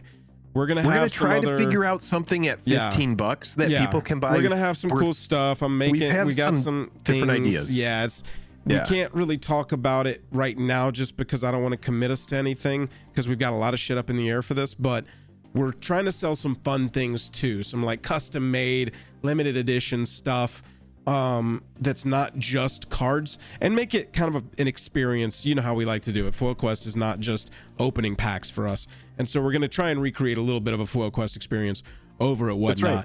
But that $15, you just get it to use. Every time somebody uses that, we get $25 just straight up. So you're helping us out tremendously just going and spending that free cash over there, and hopefully we'll be able to give you something cool to spend it on Saturday and whenever we do streams over there. So like if you go over there and make sure that with whatever you pay for and the shipping included with it is under 15, it's our understanding that you're just going to get that item for free. If anything, make sure to go spend that $15 over at Whatnot. So yeah, we're going to give away the whole 12 packs from this. We're going to do a stream. It's probably going to be about a 2-hour stream. Yeah. We're going to dip our toes in, and in the future, we're going to come up with some more stuff to make our Whatnot streams like more interesting, and we're going to see how that platform works out and how much we're going to be over there. But we are going to be letting people know about that code, because if I wanted a free $15 on something, I mean, that seems like a good deal, you know, especially if you're going to be spending it on cardboard anyway. You might as well save yourself some money. Yeah, we do appreciate. No, we're not. We do appreciate everybody clicking on that link, especially if you've never signed up on Whatnot. Go and sign up with that link. Wait till Saturday. I just dropped the link in the Discord or in the chat for our Discord. Jump into Discord. We'll be announcing in there when we're going live on Saturday, because it's kind of a different thing. I know y'all aren't used to it, but yeah, we'll see how it goes. Come help us test that out on Saturday, see how it all runs, and we'll try and provide some cool stuff that people will enjoy. Yeah, and that's a good point, Food Time. If you really want to super help us out, every soul you know that can sign up there and go use that free $15, we would. And I think it's once they spend the 15, we get the 25 or something like that. Once their first purchase, it doesn't have to be the full 15, or it can be over the 15. Okay, so when you make your first purchase over there, are you guys going to MagicCon Chicago? Jesse, no. And then we had planned to try and make it to DreamHack in Colorado, and we aren't going to be able to do that either. We are 100% committed to going to Vegas. We'll be in Vegas and we're going to look at possibly other trips once we can plan for them more in advance. But yeah, we would probably do Vegas and maybe another con, but we'll let people know once we figure out what it is. Dragon Shield a cool idea to fly us to Amsterdam for Amsterdam MagicCon. Fingers crossed, not hopeful. Thanks Someone to said Whatnot. we need to be on Commander at Home, says Insane Goon. Go leave that comment over there. Please go, in a non-harassing way, please go leave that comment. Just go leave that comment there. Let's take a look at some cards. We've done enough selling tonight. Unfortunately, it's part of our lives and business now, but we've done enough of it tonight. We're done talking about sponsor stuff, and we do appreciate them, and now it is time. Retro, it's going to be great. We're giving away that entire box, and maybe someone's going to go home with the $2,000 card. We'll see. Yeah, we'll see. We'll see. Chat, what we've got here pulled up in front of us are the Karlov Manor Commander cards. All right, we got 40 brand new cards, not including our commanders or our lieutenant commanders that we've already gone through in previous videos or streams. But we got 40 brand new to Magic the Gathering cards, and we want to go through them right here, right now with you. I'm going to do my best to not bring up Academy Manufacturer. Okay. We will promise you. Try and decide if these are any good and if they run well with Academy Manufacturer. Let's just shout out Academy Manufacturer at the top of this. Academy Manufacturer is known for being really good with clue, food, and treasure tokens. Floof, and all the moves. That's right, and all the moves. So Academy Manufacturer is going to be very good with Investigate. If it's a set that has clue tokens, Academy Manufacturer is good. Let's just say that. Armed with Proof gets the Fire Art Award for me. 1 white, 2 other enchantment. When it ETBs, investigate twice. So you get 2 clues, 2 foods, 2 treasures if you've got Academy Manufacturer out. And that would be so good with Academy Manufacturer. And clues you control. We can't do that for every freaking card. I'm not going to do it. Clues I'm done. You control are equipment in addition to their other types. And have equipped creature gets +2/+0 and equipped 2. Obviously, pretty solid in a clue deck. I wish that there was something more for the +2/+0. This balances against the ridiculousness that it would be if this was equip 1. I mean, can you imagine equipping 4 clue tokens to somebody and they can throw their books or throw their bloody daggers that they found on the ground at you? But kind of cool. +2/+0 and Proof. Yeah. This is underwhelming for me, I think, but I would be terrified if it was any more powerful. You know what I'm saying? Yeah, I mean, it's pretty sweet. That to me at common. Oh, it's rare. Excuse me. Yeah, well, and these are the Precon cards. I mean, what is rare and mythic to a Precon card?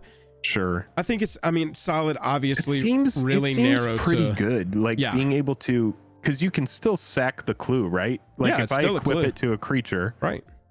Yeah. So it's like swing and then sack your clues later. Right. Use them as power buffs.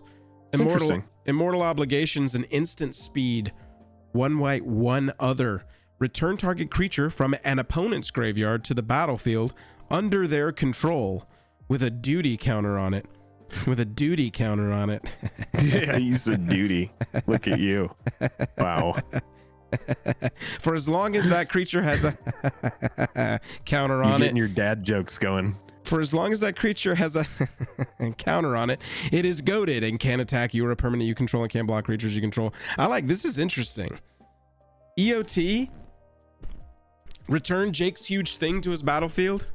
It's goaded and can't attack. And I really like the can't block creatures you control clause too. That's what puts this over the edge. This is a very political card. This is the kind of instant that I would want to run in any political deck. Yeah. Honestly, is this in the Nelly Borka one? Because dude, that's the one I want to read. That's the one I want to build. I do think it's a great political card. Yeah. Yeah. It's pretty sweet. And it's goad. This has got to be the Nelly Borka deck. Yeah, I'm definitely getting that Precon. That so one just seems for so as fun long to as me. it has the duty counter on it, it's goaded, right? Yeah. Okay, cool. Can't attack you I or a love permanent it. you control. I freaking and love it. Can't block creatures you control. This is sweet. Imagine if it has like a big ETB, right? Yeah. And then you can use it politically to be like, hey, when that enters, destroy this, you know? Yeah. I'll give you that back, but you got to destroy that. Or it's like, if anybody could return my Lauren of the Third Path to the battlefield, I could deal with it. But until then, and then you're like, cool. It's a group hug kind of thing, but it's interesting. Whenever a non-token creature you control dies, investigate. Clues you control have exalted. Whenever a creature you control attacks alone, that creature... Oh my god. Holy shit. I love it. I love that. You're going to have to bleep that out if you edit this stream cut. But yeah, this one is worthy of a holy... This is... Every single clue just gets exalted? Yeah, that's dope as shit, man. Holy for shit. a clue deck. Bro, and it doesn't even have the this only happens once per turn clause on the first part. All This of your was a non-token really good creatures turn design. into clues. Yeah, I'm a fan of this. Wow, with a 5/5. 5/5. Yeah, Ugh. dude. Brutal. Whenever a non-token creature you control dies, investigate. Yeah, it's pretty sick, dude. This is a good creature generically. Obviously, yeah, for I think clue so decks. as well. But just turning your creature deaths into clue tokens, maybe not generically good. Artifact decks for sure. God, clues you control have exalted. That's so interesting. I mean, would you want this? Is this a bad question to ask? Is this going to be good in some sort of like aristocrats kind of build where you're going to be sacking a lot of stuff? Like, it depends on how you're building it. Aristocrats is always token creatures. The best ones are token creatures, and so you're going to be missing value off that. But I mean, the more I think about this, the more I want it in a dedicated clue deck, just because this could be a win con. If you've got some kind of flying vigilant creature, drop this 4 clues on the battlefield. That thing gets +4/+4. I always would like to run something like this alongside a Cauldron Familiar type interaction where it's like, if I'm continuously sacking something and can get it back, the value that's going to come from that is just immense. Oh yeah, that's interesting.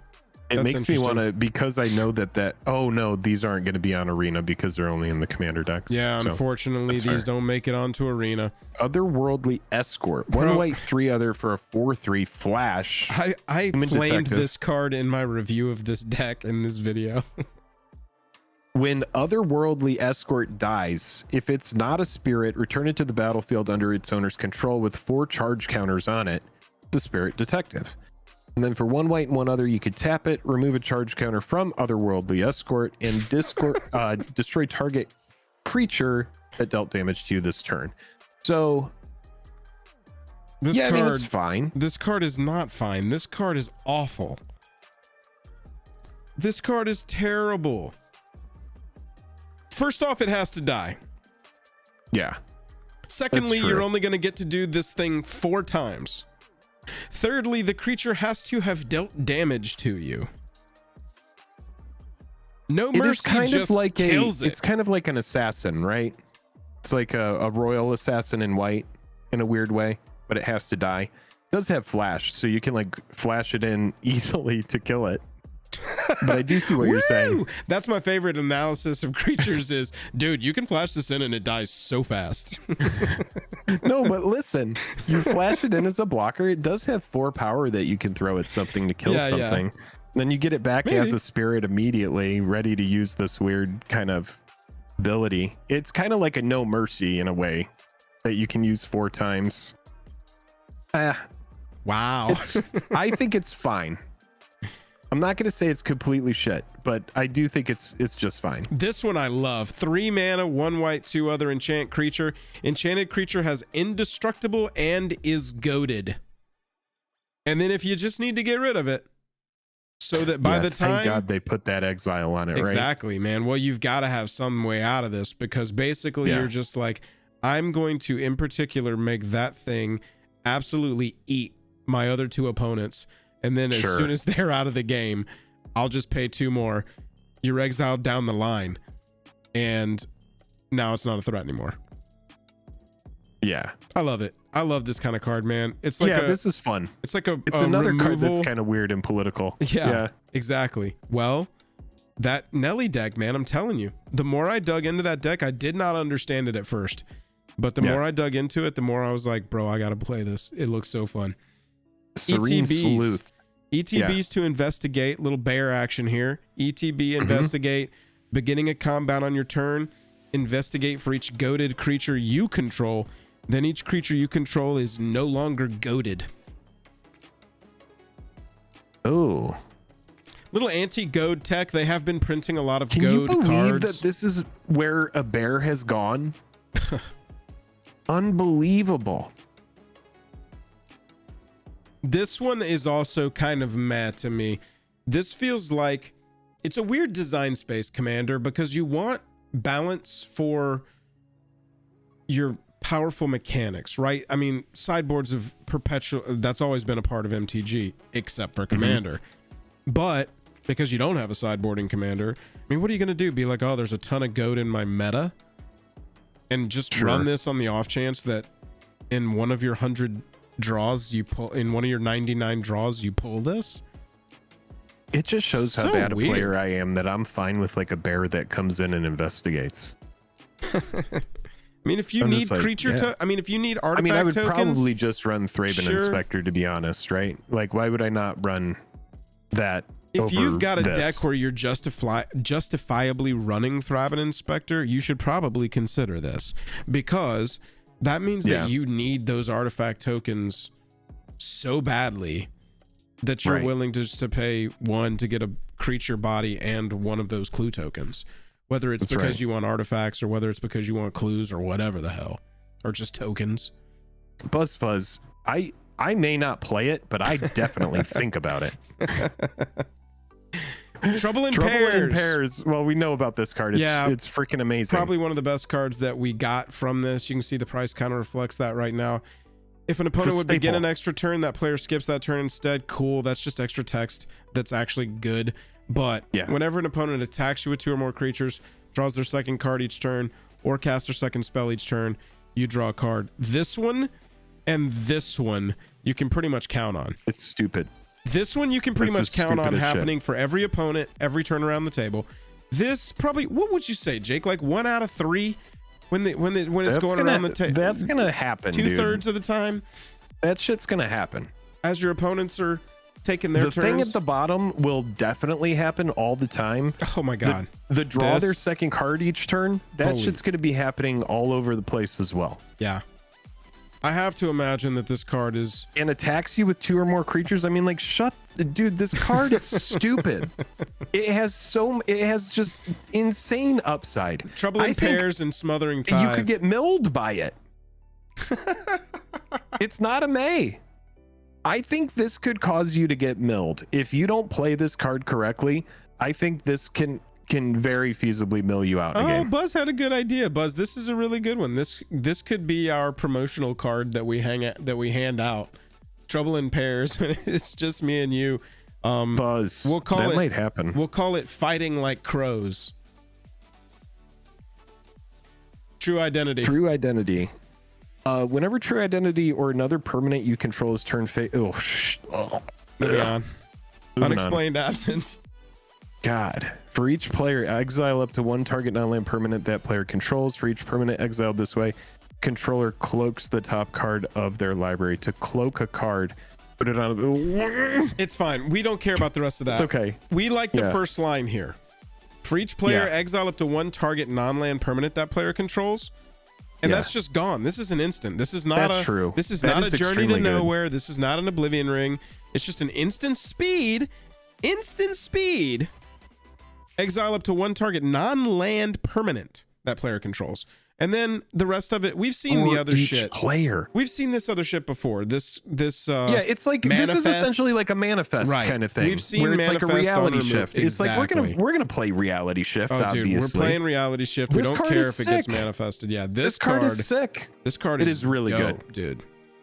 This is a really good extremely white strong. instant with 3-for-1 instant speed. dope You're art right, too. freestyle. Rocky It's Chin. This is extremely their strong. only work. Rocky Chin. I hope you I get do more love work. the art on this. I It's like the vibe is just like, but you have to do it for yourself. For each player. That's why there's 4 up to subjects in the art. So it's like up to. exile up to 1. I choose let's 0. go. I choose 0 for me. I choose I mean, 0 if for somebody me. gave you something you don't like, that's another good application of this card. Are you on the final step of some sort of enchantment that's about to kill you at the end? Yeah, that seems niche. I could see is though, niche. like It's you're definitely targeting niche. my thing, it's gonna get removed anyway. Okay, in response, I'm gonna unexplained absence. I'm gonna ace your thing, your thing, your thing. This thing's already dead, so I'm just gonna ace it. If I don't mind it being exiled forever. Hashtag complain about farewell. And then you get a cloak on top. I mean, at least it has ward too. This is cool. I like this. Captivated audience tech. Now we're talking, baby. We have fully gone down. Oh, it's captive, isn't it? Yeah. We have gone down the full rabbit hole. If somebody in your meta is constantly getting you with captive audience, you can run unexplained absence and just flick them off after that hard, both fingers. Veiled Ascension, 1 white, 3 other. Sticky little enchantment here. Enters the battlefield, put a flying counter on each face down creature you control. Case of the Shifting Visage, 2 blue, 1 other. At the beginning of your upkeep, surveil 1. Oh wow, that's good. I like that. Yeah, that is good. Solve it when there's 15 or more cards in your graveyard. And whenever you cast a non-legendary spell, copy that spell. Wait, hang on. Good. I'm looking for downside. Give me a second. I'm looking for downside. Hang on. I'm looking for downside. It's a little high costed for Surveil 1 at the beginning of your upkeep, I think. But by 1 mana. Right. It's gonna be very strong. I mean, you can cast it as early as turn 1 in some extremely sweaty situations. By 1 mana, it's expensive, and all you got to do is pull 15 off. Right. Yeah, it's insane. Yeah, honestly. G Mendes has a good point. I can barely read this title for so many letters, but I mean, that's easy. And this is insane. It's creatures. It's true. You're copying creatures. It's true. A buddy of ours would love this card. Holy mercy. Holy mercy. Copy catchers. 2 mana flying, 2/2. When you surveil, pay 2. If you do, create a token that's a copy of it. This is pretty sweet. Paying Does 2 the mana. copy get that ability? Yeah, it does. Yeah, right? it's a straight up copy of it. But then you got to pay 4. You know, they don't like help each other get cheaper as it doesn't grow out of control like Scoot Swarm, Scoot Mop, whatever the second one was. Yeah, and because this is like a training grounds wouldn't work with us, right? Because this is an additional cost you have to pay. You can't mitigate that cost. Well, it's an activated. Yeah, it's an activated ability or a triggered ability. It's not activated. It's just fine. It's cute. Yeah, I mean, what is it? Scoot Swarm? Yeah. Like this one gets exponential at a certain point. I hate that card so freaking much. And this one doesn't grow exponentially. Yeah. The same way. Yeah. Unless I'm missing something. Ascend. Detective of the Month. As long as you have the city's blessing. 2/3. Makes detectives unblockable if you've got the city's blessing. Yeah. And drawing your second card gets you a 2/2. I mean, yeah, this card is dope. Yeah. What's the seer that's in every blue deck spellcaster? Create a 1/1 bird. What's that thing called? It's in every precon. Chat, help me out here. 4 mana, 1 blue, 3 other. Yeah, it's got Ascend on here because this is Murmuring Mystic. Thank you very much, Hayden. That's what it is. Yep. Yeah. This, I mean, look, y'all. People play this. Whenever you cast an instant or sorcery, create a 1/1 with flying. Whenever you draw your second card, create a 2/2. You're gonna have to cast mana, pay mana. Yeah, you need to be drawing a lot of cards in order to make sure that you get the most out of this. Easy. But yeah. It is weird to have a Sand and a Ravnica card, but that's because this set wasn't initially designed for Ravnica. Elmo, I'm sorry you're having YouTube issues. YouTube has been buggy, Elmo, the last couple of days. Do apologize. Nothing we can really do about it. Thank you for fighting through it. Trying to watch. All right, a 1/4 flash flying. During each opponent's end step, you may cast spells as though they had flash. I mean, this seems really dope, actually. 80 buck. 1/4 for 3. During each opponent's end step. Wow. Flash is so powerful, man. Yeah, I mean, I don't really know. Like, I'm trying to find the drawback on it. It's just it's very, very. You are very relegated to the end card. step, but that's typically like if you're running this, what are you casting as though it had flash? Like enchantments, right? You want to cast. You don't want to cast instants and shit. You want to cast, of course. Enchantments, you want to build your board, creatures, right? I see this as like I'm playing this because I have a counter spell in hand. Exactly. But if I'm not using that counter spell, I'm gonna build my board before my upkeep. Yeah. So I'm like, yeah, Hayden, dude, see, talking about a blue-white deck, it's always the end step because Jake's exactly right. You're running the instance already. You know, you've got Swan Song in your hand, and so you're good on answers. But your permanence now, instead of having flash so that you can like get screwy in combat steps and block at instant speed with something that just entered, you can cast those permanents at EOT. This is cool. I think this card is going to have wider application. This isn't just sweet. like a Spirits deck card. You know what I'm saying? Just one more thing. I like that flavor text on it. That's an interesting one. And then we have Follow the Bodies. Another 3 costs here. 1 blue, 2 other for Gravestorm. When you cast a spell, copy it for each permanent put into a graveyard from the battlefield this turn. You investigate. Wow.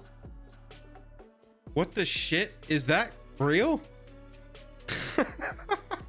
Yeah, so this is like, bro, Joel, you were saying you like for people to do something after a board wipe, right? Yeah, here you go. Is Follow the Bodies a good application? This is fine with me because at that point, bro, this is like, oh, well, next turn they're gonna rise and shine, and we are all FUCK'd in the USA. Bro, this card is sick, and I want this card without reminder text. You know how sick this card would look? Gravestorm, investigate. Just those 2 words. Sexy. Yeah, this is pretty tokens sweet. Count. Yes. Tokens are permanents that go to the graveyard. Copy it for each then they permanent. Evaporate. No, I don't think they are permanents. I think they are. Let's do a little. Wait. What was the thing that I was getting? Oh, wait, because we just asked a question that was similar to this.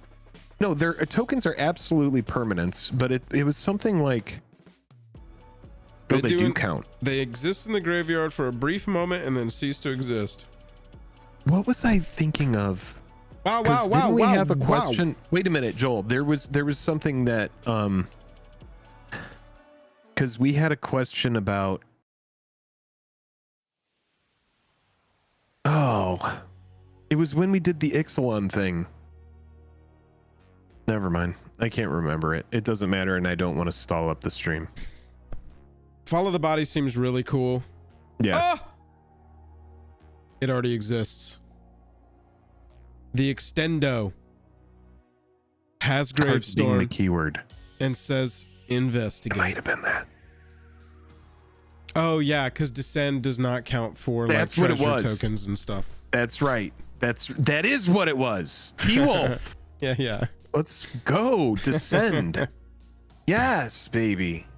Tangle Yes. Trove Kelp. Jake's Thank you. college nickname.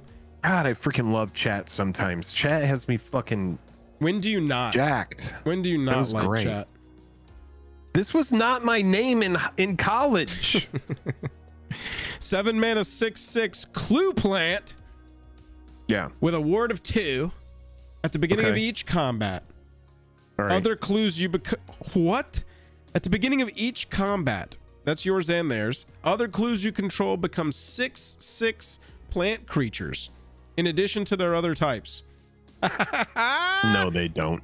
All right. So obviously And then this if is you- in the same deck as the card that we just looked at. Yeah. Yeah. There's a pretty mean clue deck popping around, huh?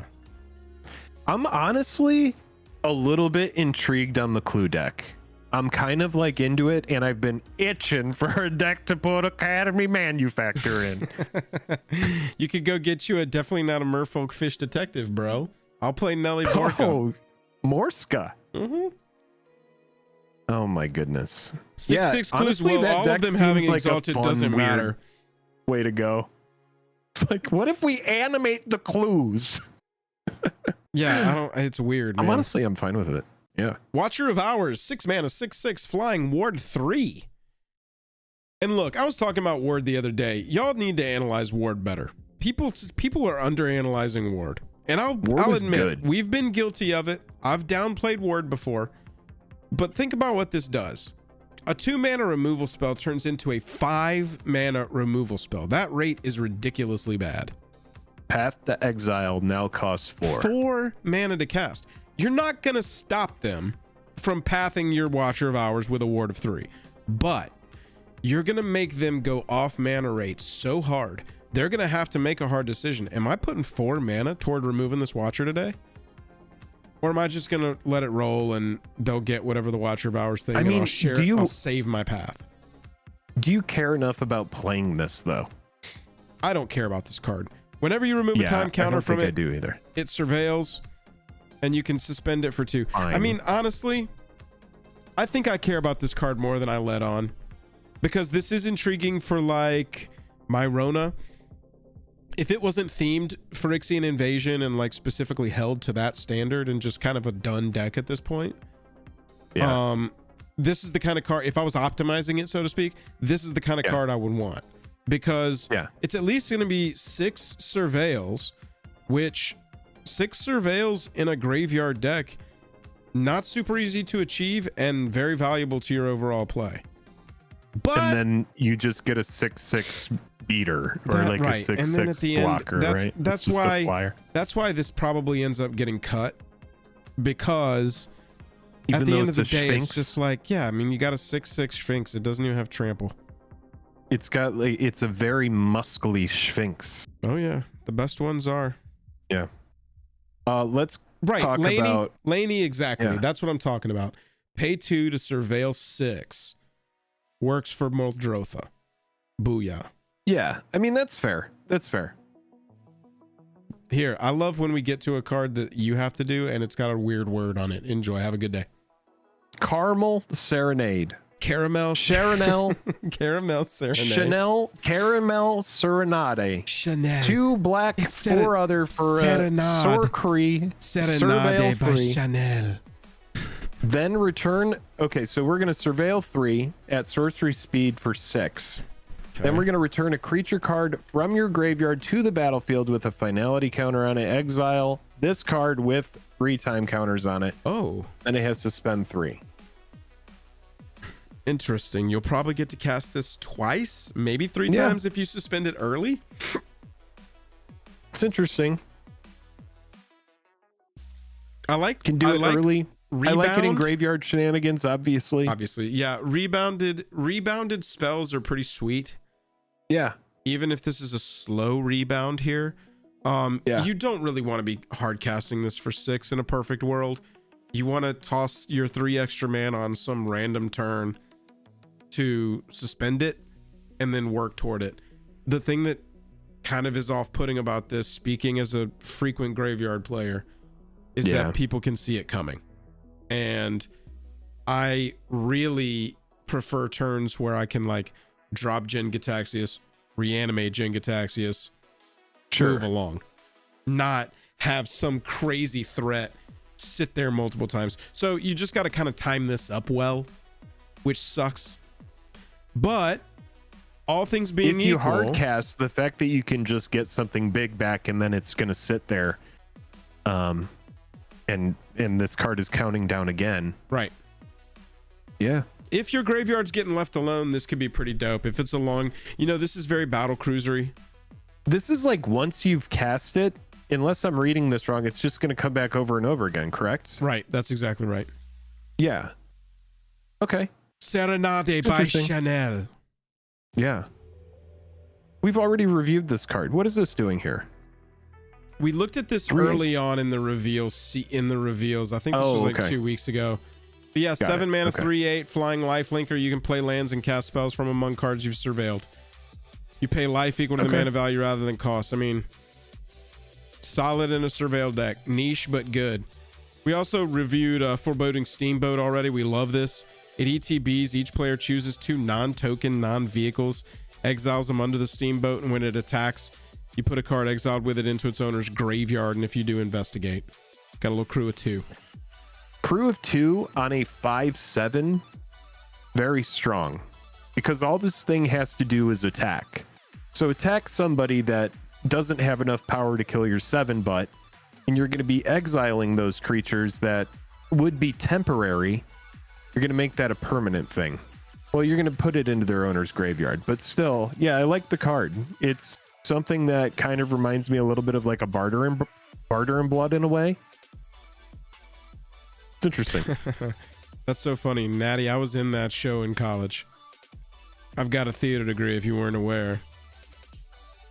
And I was old man Riv. Oh my god. I played the steamboat, like captain of the steamboat. I forget the character's name. Unshakable Tail. That's how people refer to my ass. 3 mana zombie detective 3/2 enters the battlefield, and at the beginning of your upkeep, surveil 1. I love that. Whenever 1 or more creature cards are put into the graveyard from your library, investigate. Love that. Pay 2, sack a clue, return my ass from your graveyard to your hand.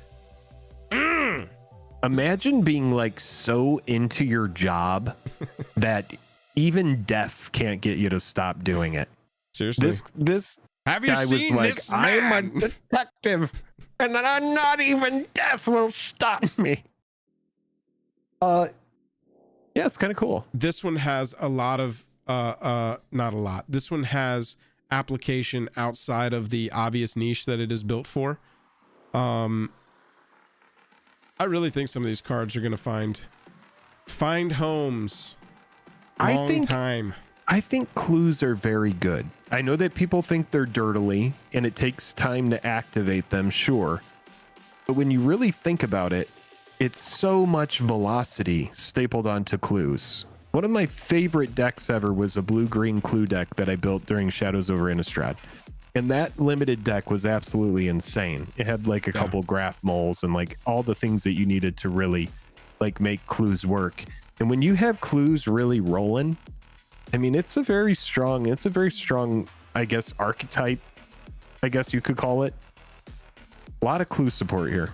Yeah, and I think people are sleeping on the fact that Betrayer of Flesh, who was included in the Karlov Manor Commander, makes your first clue free.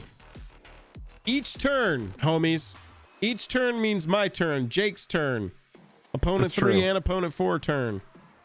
That's a really good note. Sack a free clue. It came in the Precon. Please, no one buy that card. I want to get it for cheap. It came in the Precon.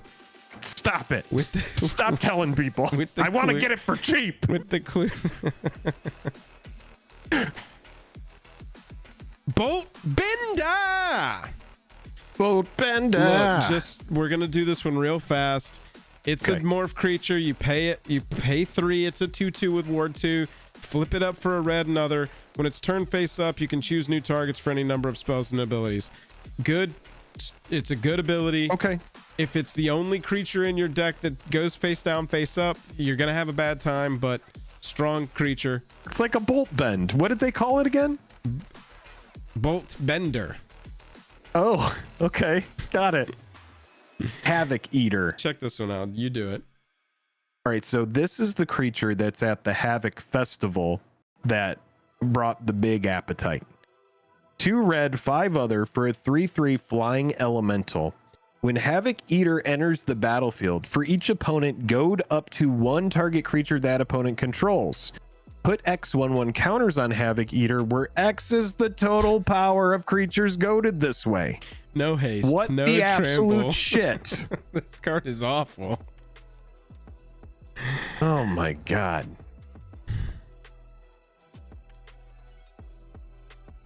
It's very powerful. Here's some other things that you can do in MTG with your red mana for 7 or more. You know, get in there, everybody. If you think that Atali Primal Conqueror at 5 and 2 red is a good spell to play Rory's over not wrong. Havoc Eater at 5 and 2 red, woof. I don't like this card at all. Okay, so even if they kill it, those creatures are still goated. I think that I devalue this card because my partner in crime here is like, I don't run creatures. I like enchantments and mana rocks. And so whenever you play goad each opponent, whatever, against this guy, it's just like I'm waiting for him to play his Karavek. He's only got the one deck. Okay. Well, yes. And I still think it's good, even if you're playing with me. I still think it's probably a good card. You just don't like the rate. I don't like the rate. Maybe if it had haste, then at least we could get a sexy 6/6 flyer out of it. Better even if it had trample or like, I don't know, first strike or something. It's just like too casual. Flames. It just dies to everything. Not even ward 1. I don't care about dies to removal, but like if I'm dropping 7 mana, it needs a little something else. Well, clearly it's a top end card for when we're getting to like mid to late game. Wait, hang on. That says where X is the total power of creatures goaded. That's what I'm saying. Hang on. That's what I'm saying. Are you reevaluating it? I thought that this could max out as a 6/6 in a perfect world. Hang on. No, bro. Hang on. It can max out like a fucking 25. Hang on. It can max out at like 100. I don't think billion. I think that is likely. Probably not a billion. I think it still needs haste. Haste is good. I don't think I can get have this anger, card. have fervor, or something like that. You obviously can get haste easily before 7 mana, but yeah, put it in like a big green deck, dude. Where is this thing's eyes? Do you see any eyes on this thing? Big Gruul beats. No, it's got a sword in its head. Obviously, its eyes have been chopped out of its brain. This is the smile here. It's here. its smile. He's smiling. And this guy's like, I don't have any eyes. Look at this. Look, I like how this person's reaction is like, I have places to be. They don't care at all that there's an enormous raging fire elemental in the sky. They're just like, oh God, it's bright. Chill. So honestly, it is bright and it's probably hot. Havoc Eater. Hot Pursuit we've looked at. This is a good card for your goad deck so that you've got things to do at the end. A red and another enchantment. ETBs suspect a creature an opponent controls. That makes it menace and it can't block. And as long as Hot Pursuit remains on the battlefield, that creature's also goaded, which means it has to attack and cannot attack you. At the beginning of combat on your turn, if 2 or more players have lost the game, meaning your goad deck sucks now, basically, because your opponent's goaded stuff can attack you if you're the only legal target to attack, the way it's worded. At the beginning of combat on your turn, if 2 or more players have lost the game, gain control of all goaded or suspected creatures until end of turn. Untap them, they gain haste. So this is supposed to be like the final hit in a goad deck. So niche. Bro, it's so niche. Yeah. It might goad. I mean, it's gonna goad one thing and It's make like that a sleeper. unable to block things and menace. Sure.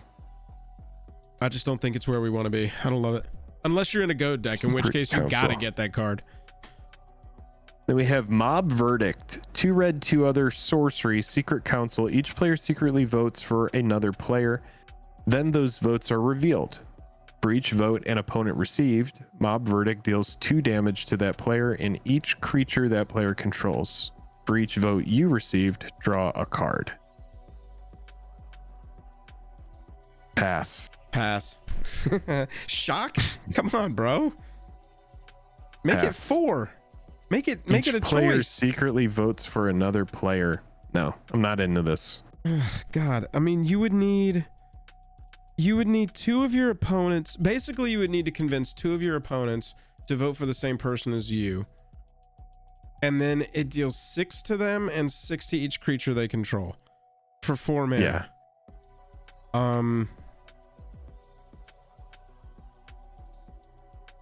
So I'm gonna cast Mob Verdict. Who's gonna vote for you? You're not. Yeah, I know they vote in secret, but T-Wolf, come on. If you think I'm not influencing that vote before it happens, yeah, one person I'm gonna try. could eat 6. That's fine. But I don't want to deal like. No. This is not a good card. I mean, it is like, okay, so everybody could gang up. It's a political card. You could deal 6 Absolutely, to somebody and 6 card. to all their creatures. But bro, even in your perfect world, like, look at a political card still through the spectrum of what is the best case scenario here, and what are the odds of that actually happening consistently? Yeah, best case scenario is I'm gonna play Mob Verdict. My 2 goes to one person, and then the worst case scenario is everybody chooses me. You can vote for yourself. 6. I mean, you can pay. Okay, so look, you can pay 4, vote for yourself, draw a card. Sure. Convince 2 other people to deal 4 and you have to deal 2 to yourself and each creature you control, right? No, it's for each vote an opponent received. Mob Verdict deals 2 damage to that player and each player that controls. So like you will never take damage for yourself if you wanted to draw a card. I see. Oh, you can. Yeah, like Natty Boom. Thank you very much. Each player secretly votes for another player. You're literally never going to draw a card off of this. Because why would anyone choose to have you draw a card? You know what? This could be good in a Sulfum deck. Who said that? I saw that. Benny Boy 64. It could be good in Sulfum. If you got some kind of card that's doubling, tripling, quadrupling, adding on damage, then maybe. This could be very powerful. Yeah. This card is not. Now this card I love. Yeah, right. For a damage increasing deck, Buzz. That's what we're saying. Prisoner's Dilemma.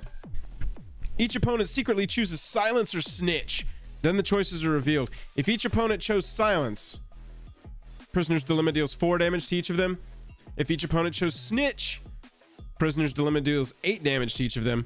Otherwise, Prisoner's Dilemma deals 12 damage to each opponent who chose Silence. And it has flashback. Let's go, dude. I'm totally into this. I love this. You put this in Sulfum? Oh my goodness gracious. This is the most fun. Yeah. This is the most fun, man. I love that flashback on there too. And I love the art. The art on this is really neat too. I like those colors. Okay, so you've got person 1, person 2, person 3, person 4. Those are 4 rectangular parallelograms. Yes. All right. So we're going to say, let's swap here. If each opponent chose Silence, Prisoner Dilemma deals 4 damage to each of them. So if everybody if each opponent chose Snitch. Okay, so it only ever deals damage only to each opponent. It's only 3 players because it's each opponent. Right. If they all choose to be quiet, they take 4 damage. If they all choose to snitch, to try and get 12 damage across on somebody, they all take 8. But so that's the whole game, right? That's the risk. Is if you choose silence and D Hammer chooses silence and Buzz Fuzz chooses snitch. You and D Hammer both take 12. Buzz takes nothing. And Prisoner's Dilemma is resolved. But if everybody tries to get 12 damage across on anybody, everybody takes 8 just straight up. I love this card. Yeah, I do too. Oh yeah, Rory, this is absolutely a game within a game. I thought I was going to need to illustrate that for us, but we figured it out without a drawing. Go us. We're smart. Yeah, I'm a fan of that card. It's I love this card. It's that, dude, I'm telling you, I think that's why I'm drawn to the Nelly deck, because there are so many political cards in here. And that is, I just love to play Commander politically. That's kind of like where you're that's how gravitating. I play. That's how I play, bro. Yeah. Forces a round of apples to apples. Oh yeah, then we'll really start a fight. Next up, we have Show-Stopping Surprise. And for 5 mana, 2 red and 3 other, we get an instant. Choose target creature you control. Turn it face up. If it's face down, fucking awful. You want to read this one? I hate reading that. I hated reading that. 1 red, 3 other for Teska, Judith's Hellhound. Legendary creature, Elemental Hound. We get a 3/3 that has Unleash. Wow, what a throwback. Bringing back some Unleash. Love Unleash. You may have this creature enter the battlefield with a 1/1 counter on it. It can't block as long as it has a 1/1 counter on it. Aggro, Other baby. dogs you control have Unleash. Creatures you control with counters on them have Haste. Whenever Teska Judith's Hellhound attacks, add red for each attacking creature. Yeah, this is pretty wild. Unleash says blocking is for pussies. We don't. Roy says, I want a card that forces a round of apples to apples. Oh my goodness. Shahrazad. This is a planted dog for the dog deck that was just sold in Secret Lair, I'm convinced. This card's sweet in your dog deck. It's sweet for dogs, yeah. Potentially a modified creatures deck. Yeah, maybe. What was the name of that commander? It's niche. Shishiro. It's super niche. Yeah. At the beginning of your instep, put a +1/+1 counter on each modified creature you control. What deck is this in? T-Sac? Oh, bro. I took it out. Typically, I don't cut cards. Which one was this? I think this... Oh, yeah. It was the flip one. It was the face down, face up deck, yeah, right? It's good for Rin and Siri, but I just don't... Right, exactly. It's so weird, man. This was the weirdest card in the precons. I'd said in my video, typically I do not cut brand new cards from the precons because they're brand new cards. We want to play with them. I haven't never tested them. I can't really make a judgment call on them. But I looked at the card. I looked at the deck. I looked at the card. I looked at the deck. I was like, guys, this one doesn't have a spot. I don't even know why this is in here. Other than... On the attack. For the attack, I guess. I don't know. It's weird. Yeah, I mean, it's an attacking deck. I don't know. Oh, yeah, Laney that's cool. is saying even the cats and dogs deck doesn't want dogs. Doesn't it make dogs, though? I'm pretty sure it makes dogs. Yeah, I like that idea, Natty. That's really interesting. Rhythm of the Wild comes in, and you can either choose to put a counter on something. No. Yeah. It can either get haste or get a +1/+1 counter. Yeah. And with this one, if they have a counter, they get haste. I really like that. CJJE, we're kind of just going through all of the cards that are brand new and unique to the precons. We've got green, gold, and artifacts left. Experiment 12, 1 green, 3 other 4/4 trampler. When it or another creature you control is turned face up, put +1/+1 counters on it. Good for the face. All the face up cards that we're skipping, y'all, they don't have any application literally anywhere else except for the face up, face down deck. If you're playing a face up, face down deck, run cards that say face up, face down on them. You're going to have a good time. Otherwise, like we said, there are edge cases where cards like this will have a component that has to do with face down, face up, but this is not a face down, face up card. in and of itself. That can be played, pretty much anywhere. Like a card like Show-Stopping Surprise. Turn it face up. If it's face down, deals damage to its power each. That's great. I mean, I guess this is it isn't, though. Well, it's this so is booty cheddar, dude. This is Chandra's Outrage. This is just a no. What is it called? What is the Chandra board wipe called? Chandra's Ignition. Thank you. Straight out the kitchen. Chandra's Ignition and on straight down in the kitchen. Yeah, look. Except it takes off the opponent clause. Target creature you control deals damage equal to its power to each other creature and each opponent. I mean, look, deals damage equal to its power to each other creature. They take off the opponent line. They make it it's instant speed. Chandra's Ignition is sorcery. Oh, that's true. Yeah, I mean, I can see the similarities, but I like the Ignition so much better. Yeah, obviously. Each opponent is just so good, right? It's obviously better than we're giving it credit for. It's just like it's not really going to have a lot of application outside of the deck that it's built for. Yeah. Innocuous Researcher, 1 green, 3 other for a 3/4 with Parley. Parlay. Or is that Parlay? Parlay. Whenever Innocuous Researcher attacks, each other creature reveals the top card of their library. For each non-land card revealed this way, you investigate, then each player draws a card. At the beginning of your end step, you may untap all lands you control. If you do, you can't cast spells this turn. I didn't know that Parlay became a new, like, where do they come up with these abilities? Are there just like millions of abilities? Oh no, it's like brand new, right? No, we got Parlay. Imagine learning to read just for the channel and having to read that flip face up card. So sorry, Jake. I appreciate you, retro. Yeah, bro. Parlay, it is old. Parlay's been around. We got 9 cards in the history of the game with Parlay on there. Yeah. I mean, so they brought back a deep cut here. I was wrong. In your defense, Jake, what is that?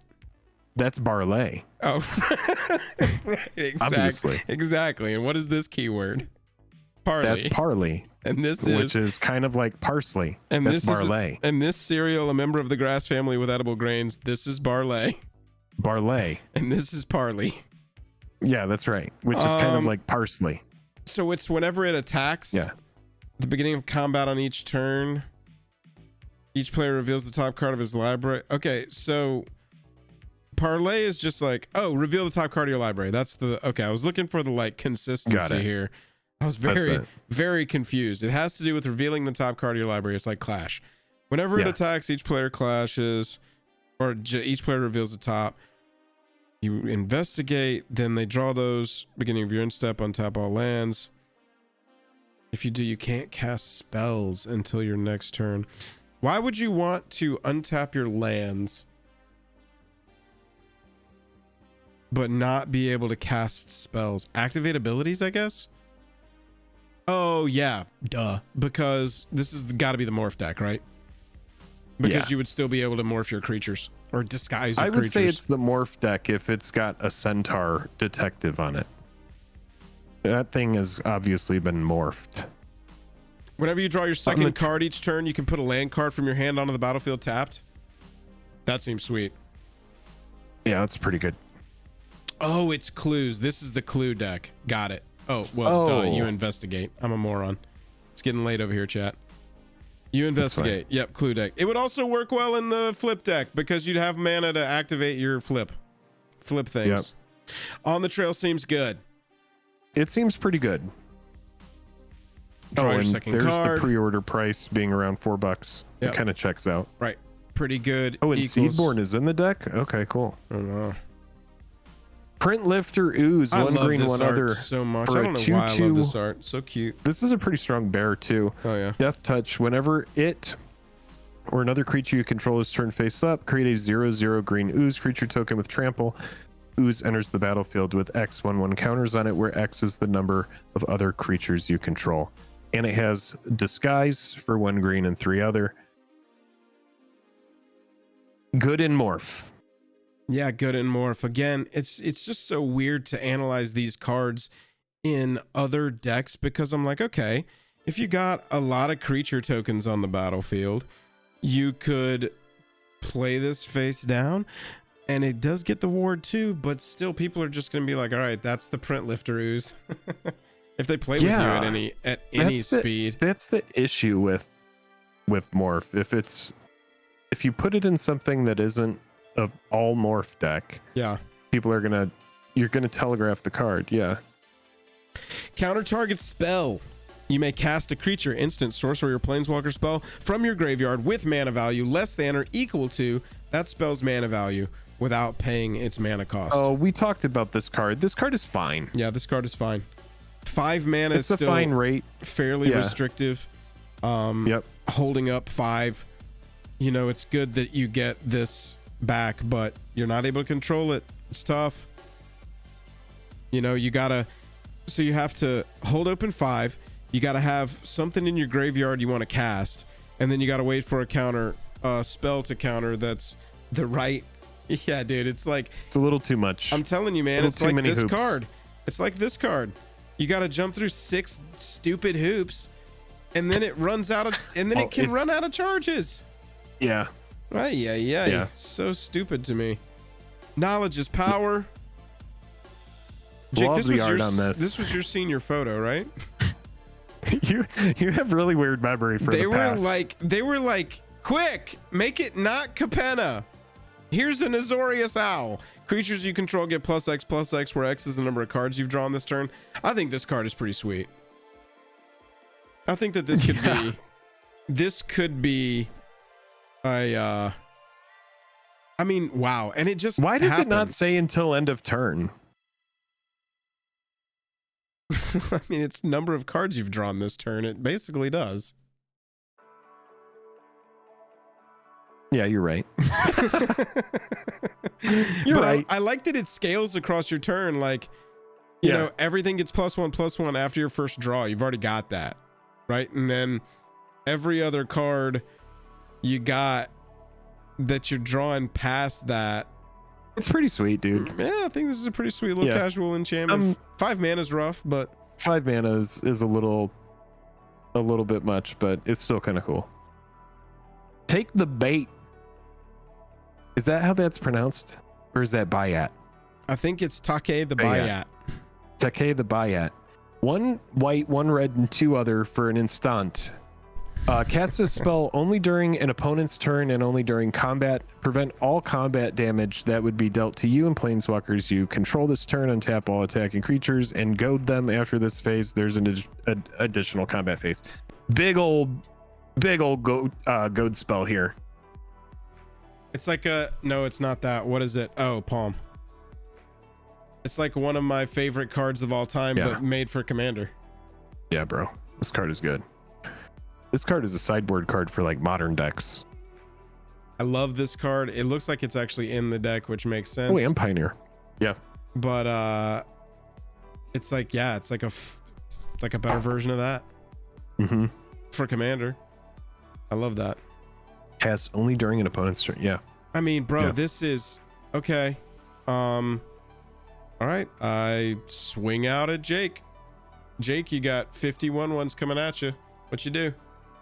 All right, you took the bait, bro. I'm gonna take it. Yeah, exactly. Play take. Prevent all the damage. Untap it. Now they've all got to attack, and they can't attack me. Who you killing? No, I'm just gonna take the 50. You're just gonna take 50. Got it. Yeah. Joel wins again. That damn Joel. That god darn Joel again. The next face down creature spell is a good card for your face down creature decks.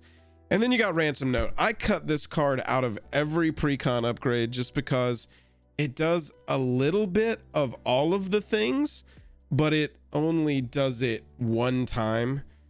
And I just, maybe in the artifact deck, you know, the deck that cares about clues. Yep. So it surveils for 1 on the ETB. Right. So you got a little piece of every single deck in there. It's like I don't hate it. It's like a clue that does a little more. I just cut it because it's low stakes. But yeah, I mean, it's arguably decent for the clue deck because it is a clue, and so it counts for anything. What does Cloak do again? Sorry. Cloak is manifest. Cloak is manifest, but with ward 2 tacked on. Got it. I hate it. Got it. And then goad target creature or draw a card. So for me, for 3 mana, I'm surveilling and I'm drawing a card. It's okay. Or like goading a thing. Matt says I've used the goad on it. Yeah, one time goad. Can you guys give an opinion on the playability of Spiteful Repossession with Sulfim? I know it's an Ixalan commander, but just curious. So those are the brand new, unique to the commander precons, Karlov Manor cards, and what we think of their power level and applicability outside of the decks that they come in. Let us know if you're watching this after the fact what you think in the comments, and come hang out with us live next time, every Wednesday night. Let's do it. That's right. Chat, we're still here. Don't go anywhere. That was just for the eventual stream cut. No, to Hometown, we're not quite done. We are going to be wrapping up here pretty soon, but we're not quite done. Everybody, if you are enjoying the stream, click like and subscribe. We've reviewed all of these. I think we've reviewed the entire set now, Jake. We're done with Manor. We're done with Karlov Manor. At least the reviews of it. We're done with Karlov Manor, and on to the next one it will be. Well, I'm ready to play. Like, I think that now they're out, so this means that we could potentially rent the precons. I think that'd be a pretty fun stream. Us rent some precons, just play some MTGO Commander, smash these into each other. I bet we got some mods and or some patrons that would that got the rental accounts as well that could jump on with us. Yeah, Hometown, we looked at that earlier on. You got any idea? What's your best guess? I saw you made a video about it. I haven't checked it out yet. What do you think the reason is? Collector product that nobody cares about? General burnout? Not interested in Ravnica? Don't like Morph? Play booster Prices? I mean, God, yeah, when you start listing all of the potentials, it's like, damn, there is so much against this set. Yeesh. Zach G says Jank will stream snipe you. Oh my God, never again. How can people not be interested in Ravnica? Come on, what? Well, it's yeah, Buzz, that's Card too Hoarder. much to dig into. Buzz, if you're not familiar with Card Hoarder, you should go check it out. You can rent MTGO cards. They're a partner of ours. They are the same company as Card Conduit. And then a reminder for everybody before we do wrap up tonight that we are going to be having another stream this week, and it is going to be a special Saturday night stream at 6:30. We are going to be on Whatnot, so we will be over there. So if you do want to come to that stream, if you want a chance to go home with a Karlov Manor collector pack that will be opened on stream and then sent to you afterwards, make sure you come catch us over there. We do have a code for Whatnot and everything where you can get a free $15 toward your first Whatnot purchase. All right, I want to answer this question for Jesse. We sure wanted to end that segment. Spiteful Repossession. Let's take a look at this. We're taking your questions now, chat. We're in the midst of the after show here at Jake and Joel Are Magic. I just wanted to come in here and see if we have got a the store, if the store has the precons, because that means that the rental services have the precons. And if you want to play the Clue one, I want to play the Nelly one. We just need somebody to play the Morph one, which will be easier on MTGO, arguably. And then we need somebody to play the Surveil one. Food Time would probably join us. Who's the handsomest mod? Fuzz.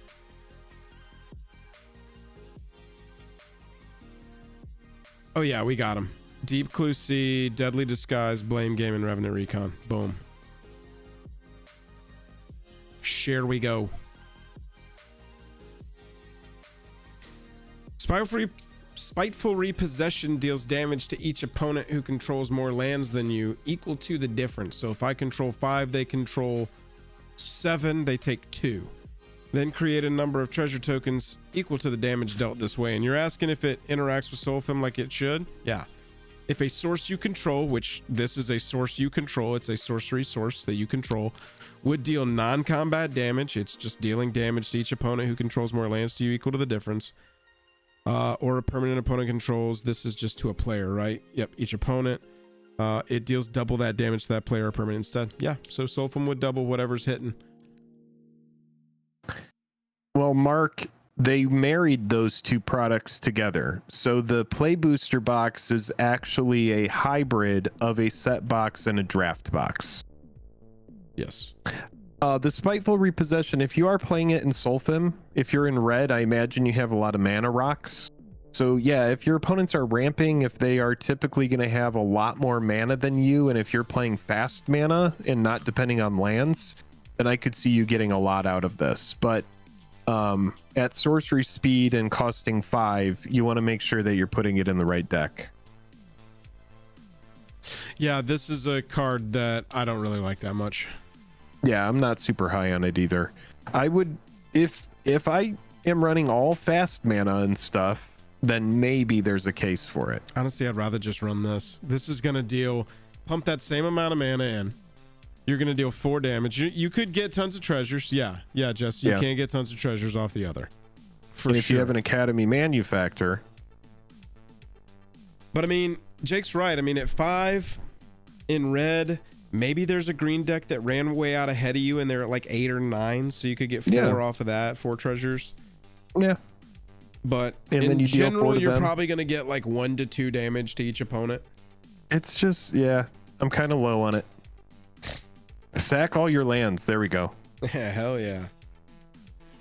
It would not live dangerously. That's right. Just live off treasures the rest of the game. Now that is interesting, Jesse. It would double the treasures. Yeah, I hadn't considered that. Yeah, it absolutely would double the treasures because it's equal to the damage dealt. And this is doubling the damage. Your Solfim. That's true. Yeah, that's a good point. Maybe. That's a good point, Jesse. Maybe. I mean, if you're getting 5 back, if you're getting 5 treasures back, it's a free spell. That ain't bad. Yeah. Yeah, Price of Progress is classic. Classic. But Price of Progress does not make treasures. That's right. If you want some treasure synergies, maybe you should go with this one. Random question, but I opened a serialized BOP. Do you think I should very nice. What number? Sell or hold? Yeah, what number? That's pretty cool. I need to look into serialized better. People keep asking for our advice on what the hell to do with serialized cards, and I just don't have a good answer for you. Well, my answer is it's a interesting and difficult market to kind of navigate because, all right, so 327 out of 500. So it's just a random number. Congrats on opening it. Yeah, sick. What are they going for? I don't think a serialized bird. I would say, like they're probably around $1,000 if I had to guess.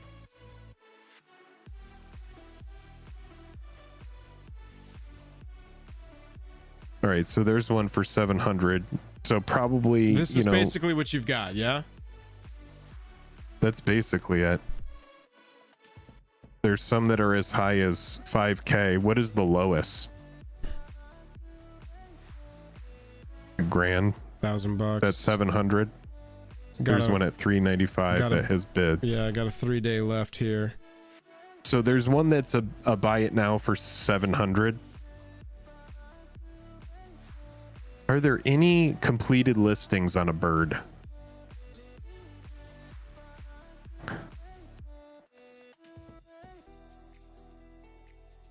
$2K for number 420. Oh my god, Jake. Oh, we looked everywhere. What the hell? You know who opened that is Wrecked MTG. I'm pretty sure I saw 420 bird open on their Instagram. So they got $2,000 for that. That's awesome. Wow. That's pretty much the cap price that I would say for Birds of Paradise then. If they got $2,000 for that, end, right? Yeah. That's gonna set the top end. Yeah. We should have gotten chat together to buy this. $1,000, $985. Here's the Birds of Paradise 297 that sold for 550. So yeah, you'll probably get like at least $500 for it. Does Card Kingdom have any for sale? We are not sponsored by Card Kingdom, but they do have serialized on sale sometimes, like direct listings. What about I wonder if TCG Player does. Sometimes they do. Yeah, typically serialized over there is tough. Let me see here.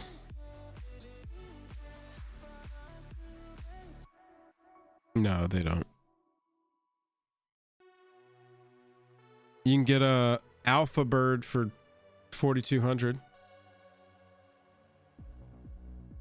Jeez.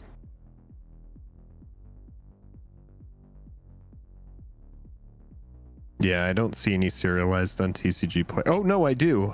Here we have Birds of Paradise retro frame serial numbered 8 listings, and they are 600, 750, 800, 600 for number 850. 155.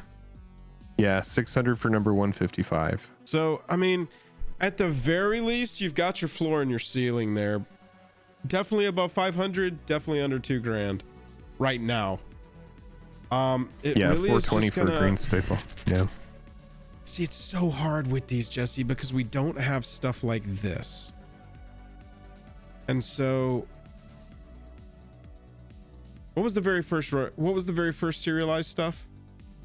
Viscera Seer was the first one that came out, and it was in Secret Lair, and there were 100 of them, and it was backwards. What was the first major time in a set release, though? I think Brothers War was like a true like serialized push. Yeah. First one in mass. Okay, so Yeah. Brothers War. And then the big ones in that are like Mox Amber and Worm Coil Engine. Yeah. And like a couple other things. But that just means that there are playable. Where Magic the Gathering. Okay, hang on. Let's just go set Magic. Yeah, Play the sets. Rotten Agenda, the serialized cards, especially when they're just coming out like this, you're going to have a lot of people that are undercutting. That's typically what happens is you have that race to the bottom. So I would say with like any of this, excuse me, any of the serialized stuff, we got to just like wait it out and let those sets kind of be opened for a while.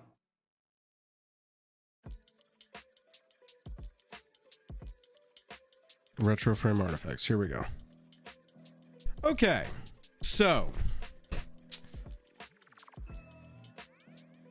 I mean, bro, if a Swiftfoot boot serialized is not pulling over $500, my not financial advice has to be sell. What, the bird? Yes, that is my not financial advice. Just because I'm looking at one of the most playable cards in Birds MTG. is the same way though. Birds is More also playable very than Swiftfoot boots. Yeah, it's a mana dork. It's like the mana dork, most iconic ever mana dork. But do you think that that is appearing in more decks than Swiftfoot boots? I mean, we can find out. Probably I would think maybe. Birds I don't of know. Paradise. It depends on how Text important birds is. I mean, I feel like most green decks There's are gonna birds. yeah. And we're looking up Swiftfoot. Oh my god. Yeah, look at this. Yeah, Birds so they're is here close. on the list and Swiftfoot boots is here on the list. I mean, they're both in the top 50. Yeah, they're both very good. So there's boots number 28 and birds. No, sorry. 2, 4, 6, 8, 16, 24. I mean, maybe so. Maybe the retro bird does go to like 5 or like 300. I don't know. Could always buy it back later. Also, these prices are so hard to gauge because it's like, That's what I'm who's saying, buying like a serialized burnished heart, you know, That's for what I'm saying. 250? Is anyone even really out there buying a burnished heart for 250 serialized? Birds is a more iconic card. I completely agree with that. I agree with that, Dirt. I mean, I'm looking at serialized artifacts, man. Artifacts can go in any deck. Yeah. And there's not a single one from this set that is market over 6. $600. That's crazy. No, there are. Go to the next page. Because you got to get to like worm coil and Mox This is Amber. sorted high to low. Maybe because there's no market price data for some of these. Maybe that's...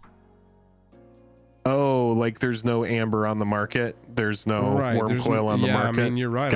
I'm not seeing worm coil. I'm not seeing amber. Yeah, there's worm coil and Mox Host. Amber, but one's 25 and one is 11. So yeah, the serialized just isn't even on there.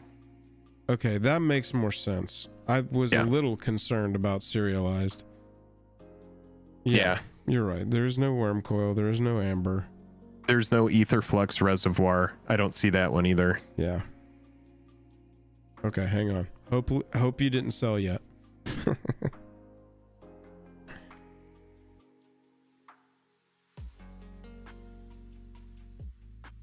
just see what comes up.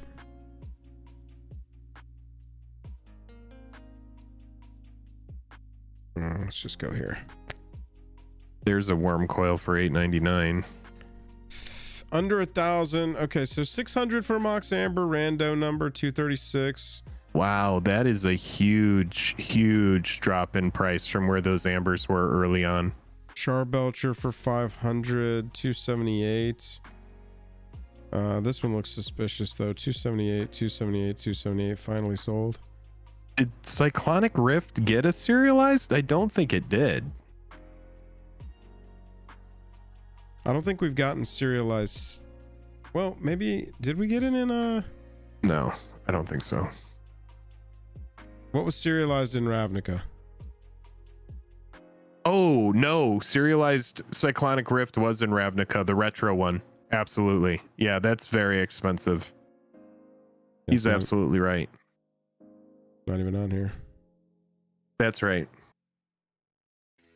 I mean, but look at this. Yeah, there's just a low. There's no worm coils. Out of sight, out of mind is kind of the vibe, right? No worm coils. One Mox Amber. Just type in serialized worm coil. There you go. Yeah. $900. Not being sold. Just sitting there.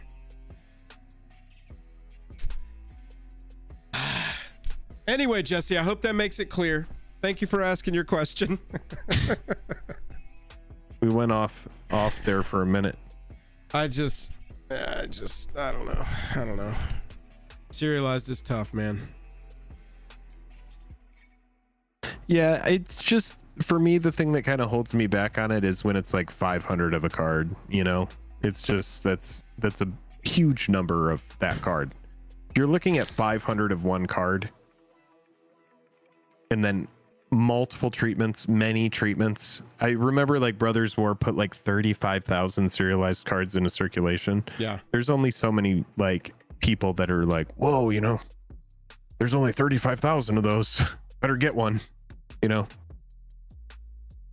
500 Pringles, says Darth. Yeah, the schematic art was sweet. Oh, James says that was my question, but easy to confuse since we both have James in the name. LOL. Oh, sorry. Fair.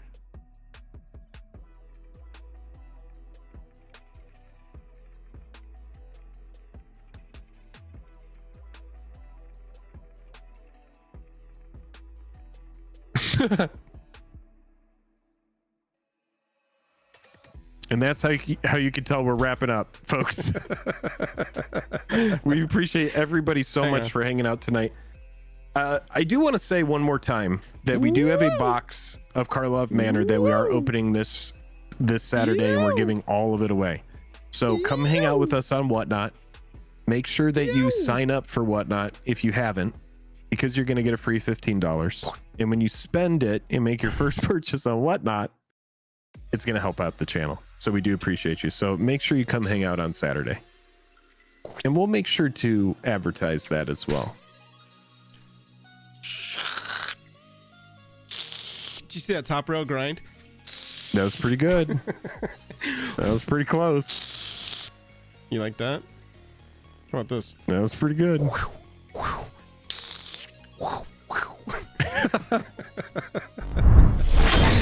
Oh man, all right, chat, I think that's gonna do it for us tonight. Let's drop one more time the Whatnot link for people, for anybody who might have miss that, and then we will leave. I can do that. Let me go to Whatnot real fast and make sure I got the right link.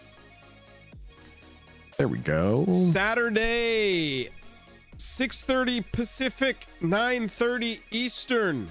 Regular stream time for us. We will be live on what, nah.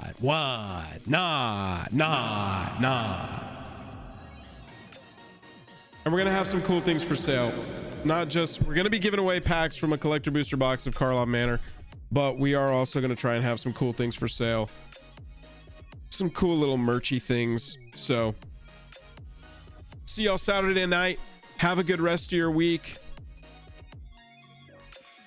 Say goodbye, Jake. We appreciate all of you so much. Yeah, thank you for spending your time with us. We'll see you on Saturday. For anybody who's hardcore and wants to migrate from YouTube over to an entirely different different platform, make sure you come hang out with us there, and hopefully you win some of these giveaways. We're going to give away all 12 packs of this collector box that Whatnot sent us. 10 people have signed up so far. Thank you to the 10 of you that have signed up. That means a whole heck of a ton, you guys. We appreciate you. If each of you spend your $15, Jake and I will make $250. Then we do taxes, then we split it. It's a whole thing. We're gonna at least get lunch out of this. And we're going to start talking more and more about all of the back end of our channel, so you learn all about our finances. It's going to be great. Who else do you want to know about? All right, everybody. Have a good night. Have a good night, everybody. We appreciate you all so much. Bye-bye. Bye-bye. Bye-bye. Bye. Bye-bye.